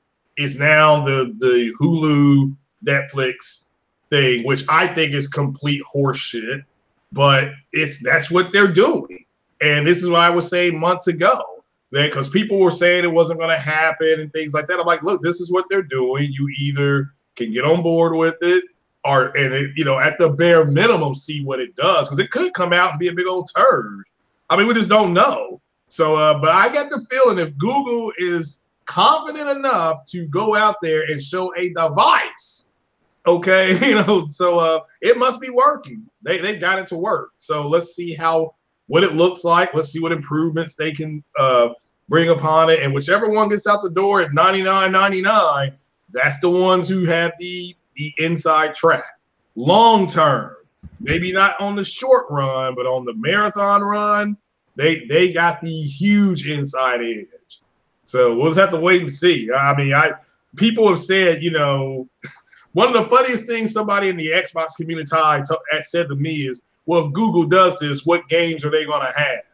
And before people jump up and say that, let's point out something. The Epic Game Store, when they first came on the scene, they had already raised an eyebrow with the with the percentage that goes to the developers. Yeah. With 88% going to the developers and Epic keeping the other 12% versus the 70-30 split with Steam. Yeah. So they are a new entity in terms of a service that already made waves, and they already got in there and started fucking shit up when they went in there and got their hands on the Division 2 as well as Metro Exodus. They went in there and fucked some shit up, even though they're the new kid on the block. Who's to say that Google won't do the same thing? Who's to say that Google won't jump in there and fuck some shit up and disrupt some shit from Microsoft? Yeah, well said. And what people will say is Epic, the way they're going to look at it is we can, in order for us to get into the door, into the house, we got to give them more. Now we may take a hit on the short term, but in the long term, 88%, that's an awful lot of chicken wings. and developers will start to migrate over eventually, but I'm sure there's a number of orders that have to be hit, that have to hit. And so just like the Nintendo Switch, it started out with no third-party support, none.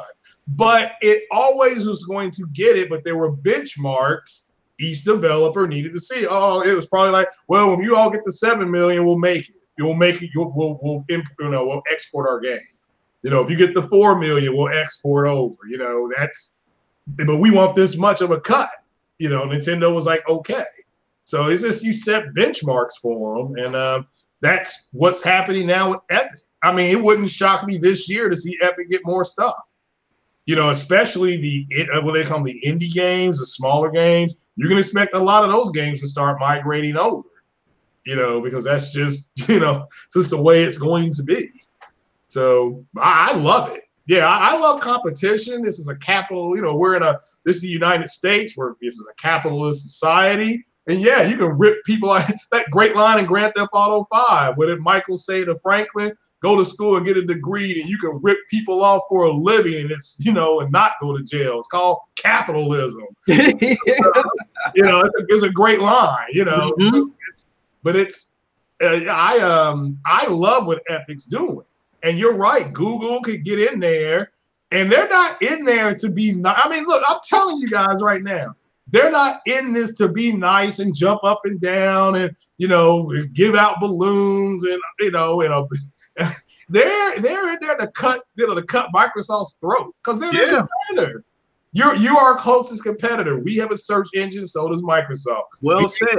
So does Microsoft. We have Google TV. You all are trying to get into streaming now. So they're like, fam, we put you all out of the phone business. We will put you all out of the stream business. That's what they're going to try to do. And people really better watch out, because AMD showed their device, not the Microsoft device, at CES, and Digital Foundry's already tested it. And they said they had a little frame rate issue. They did have some 1080p drops down to like 920, but overall, Digital Foundry was impressed. And this was an early build up of it. So it's have to wait and see, bro. It's I love what you said though. There's nothing stopping Google from just going in there and taking a small hit in the face to kick ass later. Yeah, exactly. And they definitely, they know it's a fucking jungle out there with all these services out there. So I would think that they are not getting in there just so they can be another, another face in the crowd. I believe they are trying to get in there to win it, which means they are going to have to put their hands on the necks of their competition and choke the fuck out of some of them. They're not some of them going to feel the sting from this shit. Yeah, they're not. That's why their announcement, if you look online, what community is talking more about Google? It's the Microsoft community. And it's probably talks of worry. Yeah, they're worried. And make no mistake about it, they're worried. They're worried because Google ain't no joke. They'll say, well, Microsoft has more money than Google, but Microsoft's been around since the 70s. Shout out to them. Google, they just opened up their plant, in the mid 90s, and they already grew exponentially faster than Microsoft did. And they have more, they're going to spend more money on their streaming device and their games than Xbox. And that's what people got to understand. Xbox is just a division. It's a division of Microsoft. Google's gaming division is actually, I'll break this down. Their gaming division is bigger. Their R&D division is bigger than Microsoft's. Their gaming division is bigger. The money they spent was more, and they spent billions on Project Glass. Look that up. It didn't work.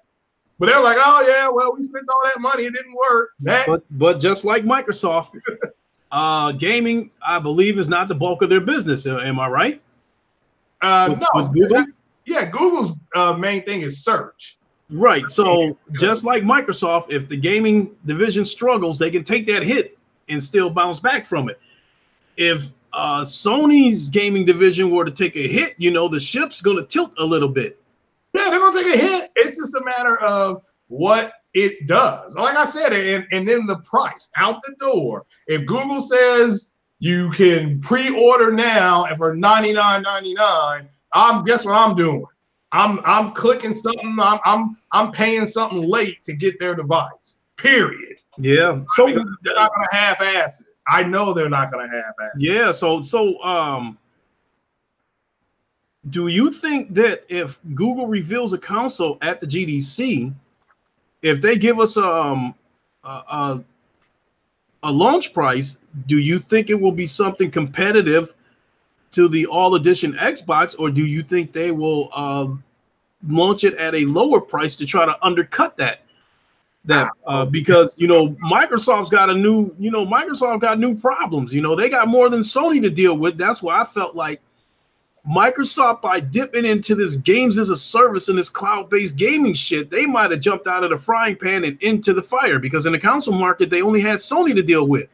But this service-based shit, they're going to have a lot of people to go toe-to-toe against. So, so now here comes Google with a console, and if they launch this thing at a cheaper price than, say, this Xbox One X all digital, I don't know. That could make some waves. What do you think? Yeah. I don't know if we'll get a price at this, but we might. If they're real confident in it, and that's why I said, if they walk out there and they say, "Here's our device, and if you pre-order it now, you can get it for $99.99." People are going to buy it. Okay, people will order it at $99.99, understanding that. Later on down the road, Google may raise the price up because they can always undercut Microsoft. And that's I don't know. That's what's interesting here. And do you really think Microsoft's going to go knock on Google's door and say, "Brother, broham, how about we stream together?" Google will kick them in their balls and laugh at them. They're not in business to help you. They're in business to put you out. And that's just they're cutthroat. And Microsoft, they got to be ready. I'm sure they are. I'm confident in Microsoft's device too. Microsoft does have the advantage of having actual games to put on their device, like first party games. And that's the whole thing. Let's see if Microsoft puts their first party games on the Google streaming device. Because if it's all about kumbaya and we're going to have marshmallows at the fireplace and somebody's going to the car and then I'm going to tell ghost stories and all that kind of bullshit, let's see if that's what Microsoft does.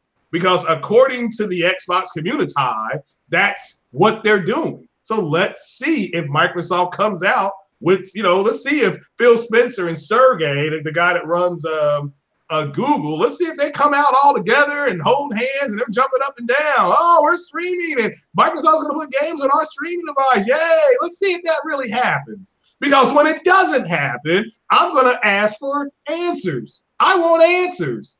Because I asked why. Hey, why? Like the Eagles, I can't tell you why. You're going to be answering why. Matter of fact, I'm going to put that on Google now. I'm going to put it now. I'm going to say, hey, is Microsoft going to go ahead and put their games on the Google streaming device because they're going kumbaya, or are they going to compete? Let's see what they say. Yeah, and I think I was going to say that through this fucking jungle that Microsoft is about to jump in with this games as a service, cloud-based gaming shit, all these services is out there, and they still expect to try to reach 2 billion gamers with that paltry lineup that they have on Game Pass with lackluster current gen games and 360 generation games. And what person do you know, in my opinion, that has the ability to play these games on their phone is going to carry a controller with them? I do understand you can use the phone itself as a controller, but a true gaming controller is going to give you the best experience and the best response, I believe. What person you know is going to carry a controller with them, have their phone in their pocket, and and carrying a controller with them and pull it? I don't get it. I think Microsoft is getting ready to go into a for real jungle. They're getting ready to go into a fucking games as a service jungle. Yeah, we'll see. I don't see how they gonna be able to reach 2 billion gamers with the lineup that they have right now. And that goes back to me saying, for them to even have a remote chance to reach 2 billion gamers, they will have to be super aggressive in the mobile market. They will probably have to pump out a shitload of free-to-play games. Yeah, well, we're going to find out. I mean, again, I'm excited about it. So I'm not. I'm more excited about it than anybody, because I want to see what because these are two juggernauts. Yeah, not to go at each other. So we're gonna. I mean, like I said, we're gonna find out. I mean, Google, for all we know, they could come out there and they could show Forza. I mean, that's all I can say. We don't know what they're gonna do, if they do anything. They may come out and do nothing. So that's why I'm like, well, I'm gonna wait and see what Forbes it says this week about it, because Forbes is pretty good on they're predicting, especially with the software giants, the Microsofts, the Googles, the Apples. So, but let me see what they say on the 13th or 14th, because the GDC is what is that? Is that the 22nd or 29th? Or I have no idea. I just been, I don't know. I kind of just been taking things with a grain of salt, what have you. What the? Are you still with me, Craig? Yeah, I'm listening. Okay. Because I got lost in the chat. I screwed something up in the chat and had to get caught up. But, a company that's about to make its debut in the console space is probably about to be Microsoft's biggest competition. They are, for the simple fact that they both make a lot of the same thing. As much as people don't want to admit it, Sony makes movies. They make cameras. They make stuff like that. They make speakers. But what they don't make, they don't have a Sony search engine. You can't buy. I don't know if Sony may have a tablet out. I don't know. I know they have phones, but I don't know if they have a tablet. But if they have a tablet, they're not using a Sony, OS. Google has an OS. You know what? And even though the Xbox community had to be straightened out and be told that this is not cloud-based gaming with this new Sony update, that is not cloud-based gaming. But at the same time, it still does give you the ability to almost play your games from any device, anywhere, provided you have an internet connection. It does give you the, provided that your PlayStation is turned on and you have a internet connection, I would be led to believe that you can play your games in your PlayStation library from anywhere on just about any phone, just about any tablet. With that being said, don't you think that could put a little bit of hurt on Game Pass? Because I'm sure there's some PlayStation people out there that have games in their library that they would love to take with them, and they're not going to jump up and spend $200 on a PlayStation Vita, even though that's been discontinued. But they can play those games on the phone that they already carry in their pocket to be able to be somewhere, have a great internet connection, pull their phone out while they're waiting in a doctor's office or something like that, and play God of War, play Spider-Man from their phone. Something like that. Don't you think something like that could hurt Game Pass a little? Not really, because it's two different things. It's two different things, but I still think it still ends up with the same result. That to some degree, it still gives PlayStation gamers the ability to play their games when they're not at home. Yeah, that's true. I mean, we'll have to wait and see how it pans out. I always say give it 6 months, and if there's a bunch of people you see walking around with tablets and whether it be an iPad or an Android device, something like that, and they're playing Spider-Man and stuff like that, I think what people got to understand is that in order for the remote play to work, you need a PlayStation. Mm-hmm. Microsoft is doing is they're taking the option of owning an Xbox away. You're not going to have to own an Xbox to access their cloud. Mm-hmm. So that's the big difference. So, but I think the obstacle there for Microsoft, given what they're trying to do, is to try to get people who are not in the Xbox ecosystem to try to buy into this Game Pass. And these are probably people who play the Candy Crush type games to try to get them to come over to Game Pass. In the case of the PlayStation, these are already 98 million, 95 million people, what have you, that are already invested in the PlayStation ecosystem. And you giving them an option to pull out a device that they use in their everyday life and be able to play their games while they're on the go. So, I mean, So with that being said, how much trouble will it be for you or me to go to the Google Play Store and download this app that they're talking about and give it a shot, while we're out somewhere? It's not. It's not difficult to try it. That's it's just a matter of you want to do it. And again, I'm not going to do it, but I'm a different generation. I think why wouldn't a person try it? Because God knows how many days have you been at work and you said, I can't wait to get home to play Horizon Zero Dawn. Oh, me never. If I'm at work, I'm too busy working. But you get to that 5:30, and it's like, when I get home today, I'm gonna throw on some Horizon Zero Dawn or Spider-Man, something like that. I'll be the first one to tell you if I'm playing a game that has a compelling story, like God of War or Detroit Become Human or whatnot, and I'm sitting there thinking about it. Yes, I do think about that sometimes. Like, God, I cannot wait to get home to play this game. Mm-hmm. Yeah, this would give me the ability, like in my case, to play a small snippet of the game while I'm at work on lunch break. Yeah, I understand that. I mean, no, I'm not saying that people won't do it. I'm just saying that I'm not the one. I don't understand why people would do something like that. With that said, however, I'm not going to knock it. If that's what people really want to do, go do it. To me, it's retarded. Mm-hmm. But people are different. I mean, I'm not gonna. That's what I'm saying. I think what we've learned from this week is this: because I think something's bad doesn't mean that everybody else does. So to me, I'm excited about the streaming.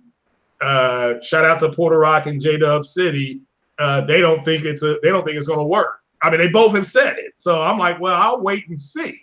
I'm excited about it. Like I said, if Google comes out and they show me a game running at 60 FPS that runs at 30 on whether it be the Xbox X or the PlayStation Pro, that people are going to be like, why? I can play this game at 60 frames a second, and we got to understand. Look, like I said, we're kind of in a certain kind of class here. We both have PCs that we could game on. I mean, I know yours is in the shop, but you're into the PC thing. You've got a 4K TV. You've got a device that, a next gen, if you want to call it console device. That most people don't have that. A lot of people still have the base Xboxes and PS4s. A lot of people don't have a gaming PC.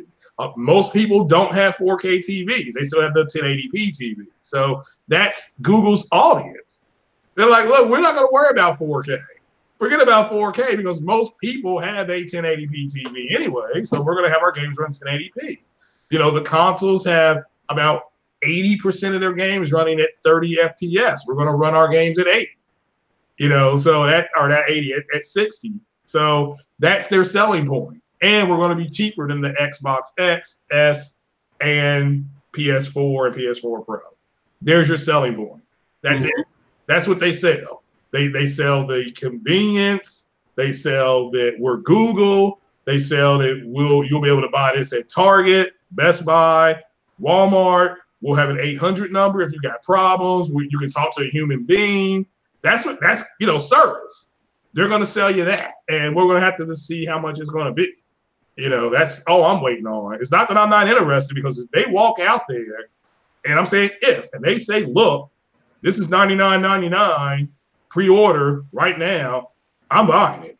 That's all I can say. It's bought. But they may not. They may not show anything. They may come out there with a Big Mac and a can of paint, you know, for all I know. So, so we'll just have to wait and see. Yeah. Okay. Shoot, we've been here about 2 hours. I've gone through all the major topics.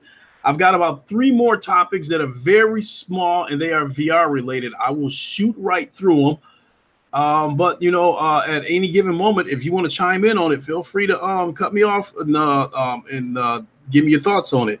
The first one is a game called Rico. It is a first-person shooter for the Nintendo Switch, and it has a cartoon art style. You know, I think it's okay. It's a very simple game. Kick in the door and shoot criminals. It doesn't, from what I saw of it, it looks like it doesn't have any kind of campaign. Just kick in the doors and shoot the criminals. I think it's a cheap looking game. It's repetitive, but I do think with VR implementation and a multiplayer and make it a VR launch title for the Nintendo Switch, and I think they would have a moderately successful game. So you know, to me, I think it's a game that looks like it's only worth about $15, but I think if they were to implement it into this Labo style VR, I think they could, you know, be able to do a little something with this game. Next, the Wizards Enhanced Edition comes to PlayStation VR this week. It's an Elder Scrolls type game using wizardry and magic to eliminate enemies, which, you know, looks okay. I may or may not get it, but I'm definitely interested in the Shadow Legends. This supposed to be, I think it's supposed to be on all 3 platforms. It definitely looks like something. This looks like the kind of game that the way Elder Scrolls should have been done. Also this week, the Beat Saber song pack is coming to the PlayStation VR. $10, you get 5 songs, you know, which is okay with me. You know, I'm really looking forward to it. That's one of the reasons why I haven't been playing Beat Saber that much on the PlayStation VR, because I'm waiting for some new music. I do have Beat Saber on the PC, which I understand you can import your own music over on the Oculus, which I have not done yet because I was so busy playing a ton of other VR games. I just never got around to it. I will do that once I get my PC back.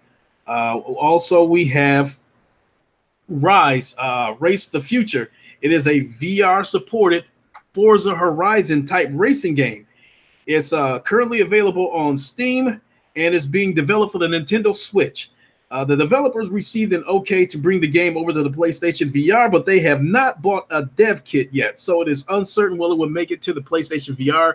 I think it's a game that I would definitely get involved. I would definitely play a game like that because it almost looked like the spitting image of Forza Horizon, but it doesn't look as good because it is what it is with these VR games. They don't look as good as the flat screen games. But I will still get it. And then lastly that I wanted to say is that I do love PlayStation VR, but I think it is sorely lacking in multiplayer games. With the flat screen games that you play on your standard console, there is a shitload of third-party games out there, especially since games as a service is the model. But I think only because of Sony do we have single-player games.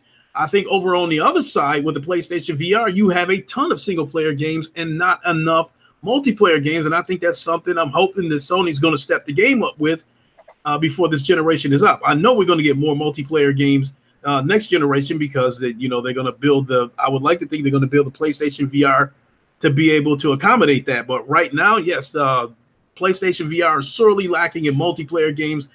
I hope we get some more. I did say Warzone's on the way. That is coming to the PlayStation VR, but we do need more first-person shooter games, more multiplayer games to the PlayStation VR. So with that being said, feel free to chime in on any of that, Craig.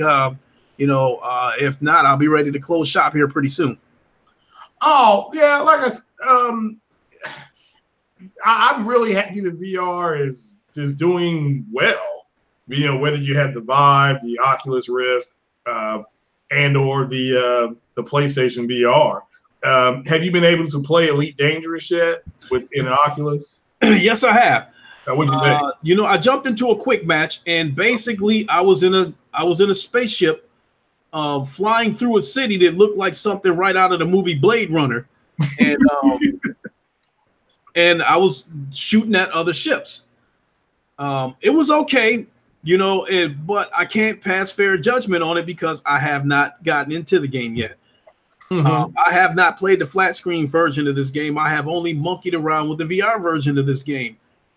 Again, this is one of those situations where I have so many games.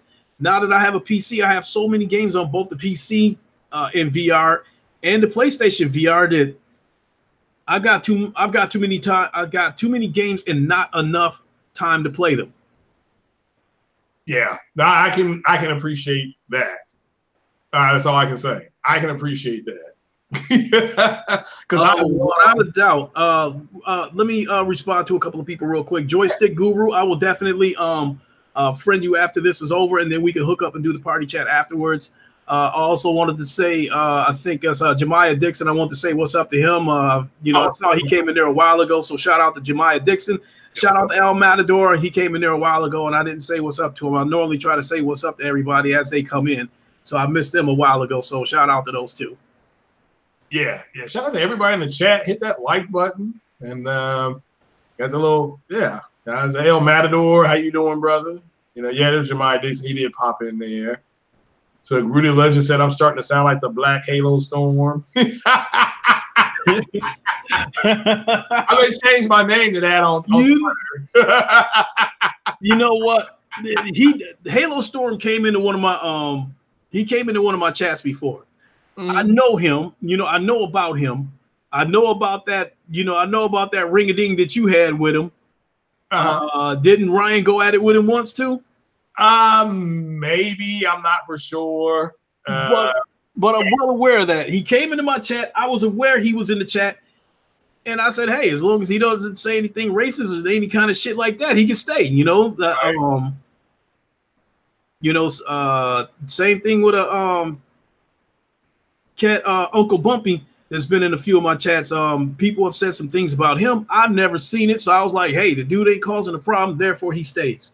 Yeah, Uncle Bumpy's been in my chat. I've not seen anything disparaging from it. And I watch my chat pretty well. So, and I know a lot of people, they'll have they'll do podcasts. They're not paying attention to the chat at all unless you do a super chat. Then all of a sudden you get their attention. Mm-hmm. But yeah, I always go ahead and check out my chat. But it's I've not seen anything from that guy. I've had a couple people say to unblock Halo Storm. I'm like, look, I unblocked him on Twitter. So that's as far as I'm taking it. He is not coming back to my chat. So, he's retarded. So that's all I'm going to say. He's retarded. So, but it is what it is. But yeah, he can. I mean, he wants to chat on Twitter. That's fine.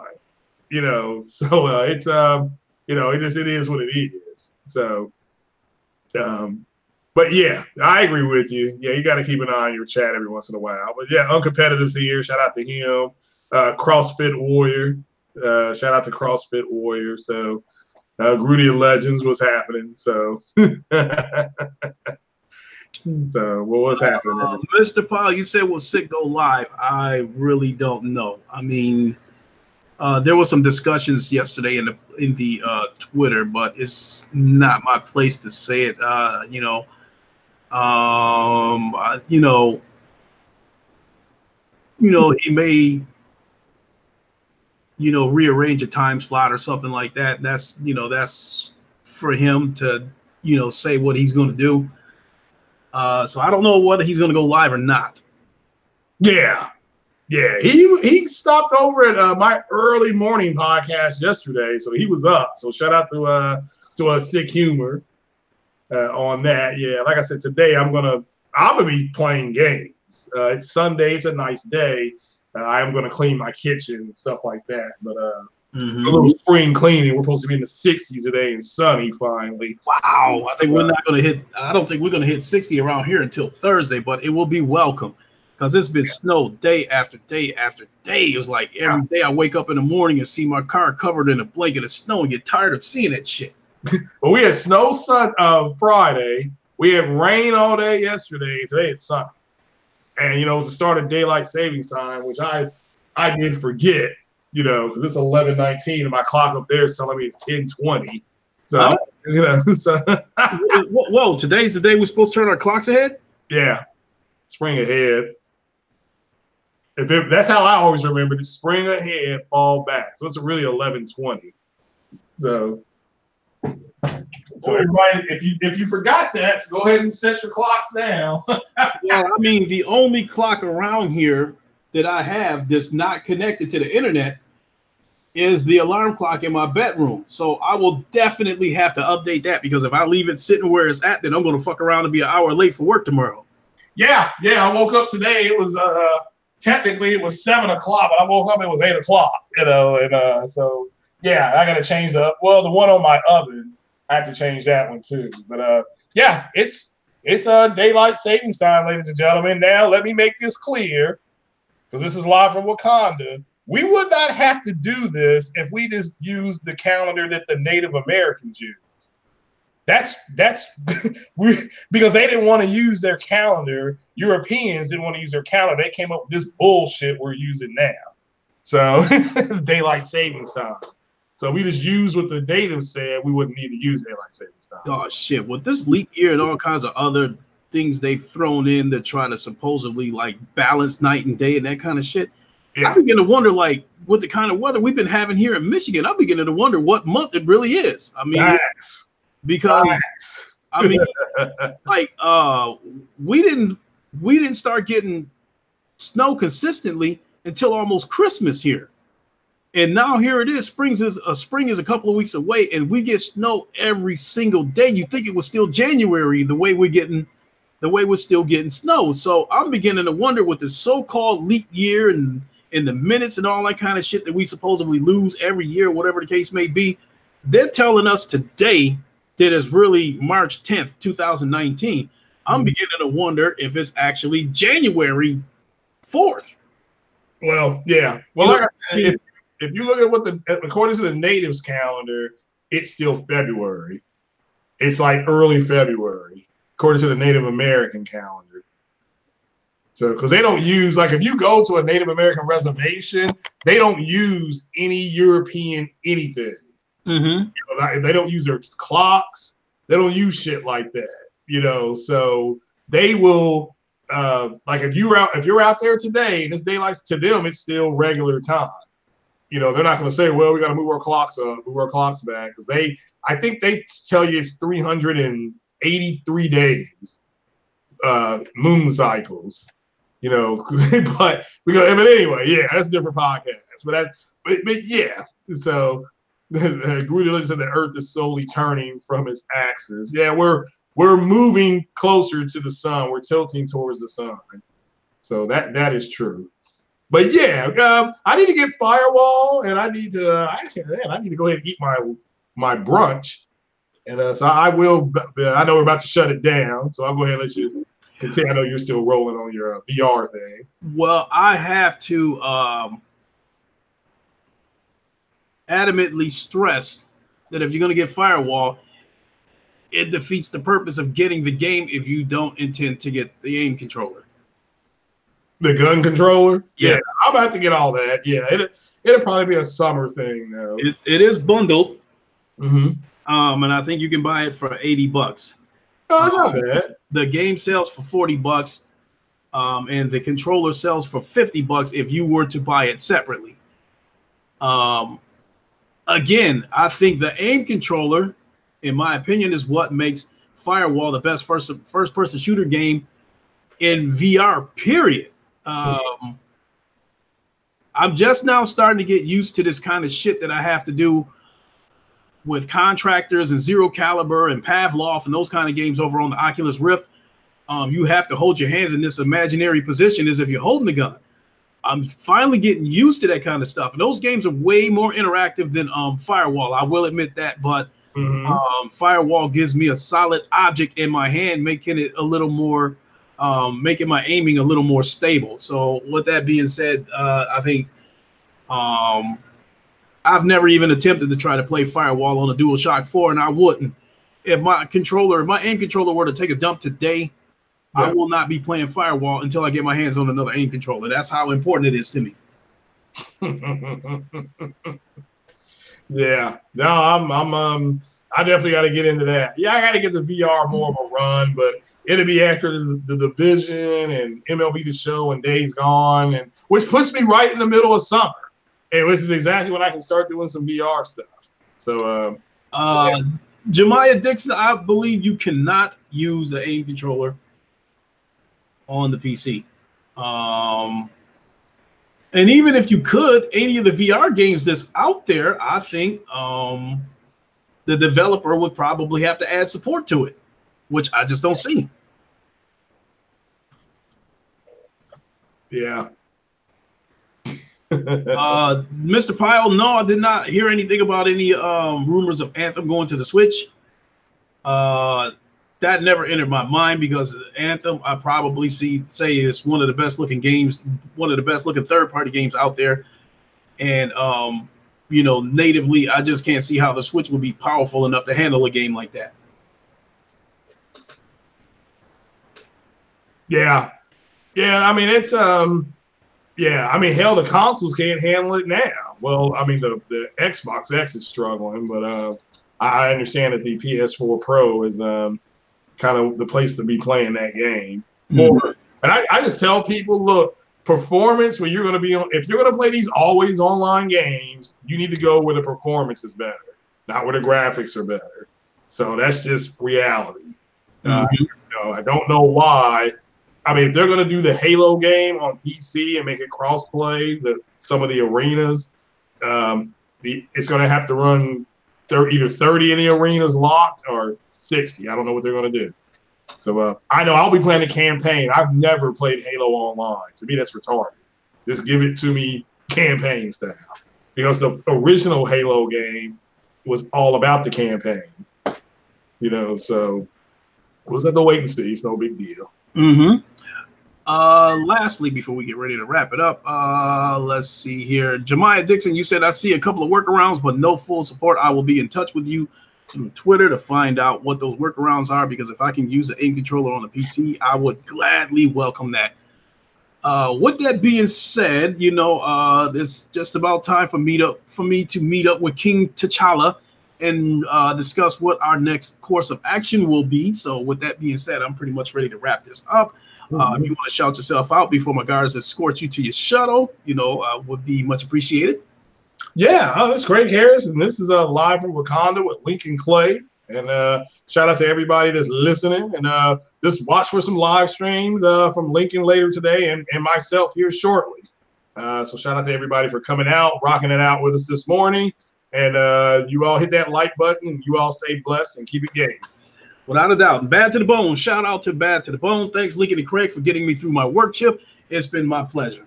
With that being said, my guards will escort Craig back to his shuttle. And for the rest of you, you will be escorted back to your shuttles with parting gifts. And I definitely want to thank everyone for coming to Wakanda. And I want to wish everybody a safe flight home. Joystick Guru, I'm going to have a quick bite to eat and, get some to fix my vocal cords because I did a lot of talking today.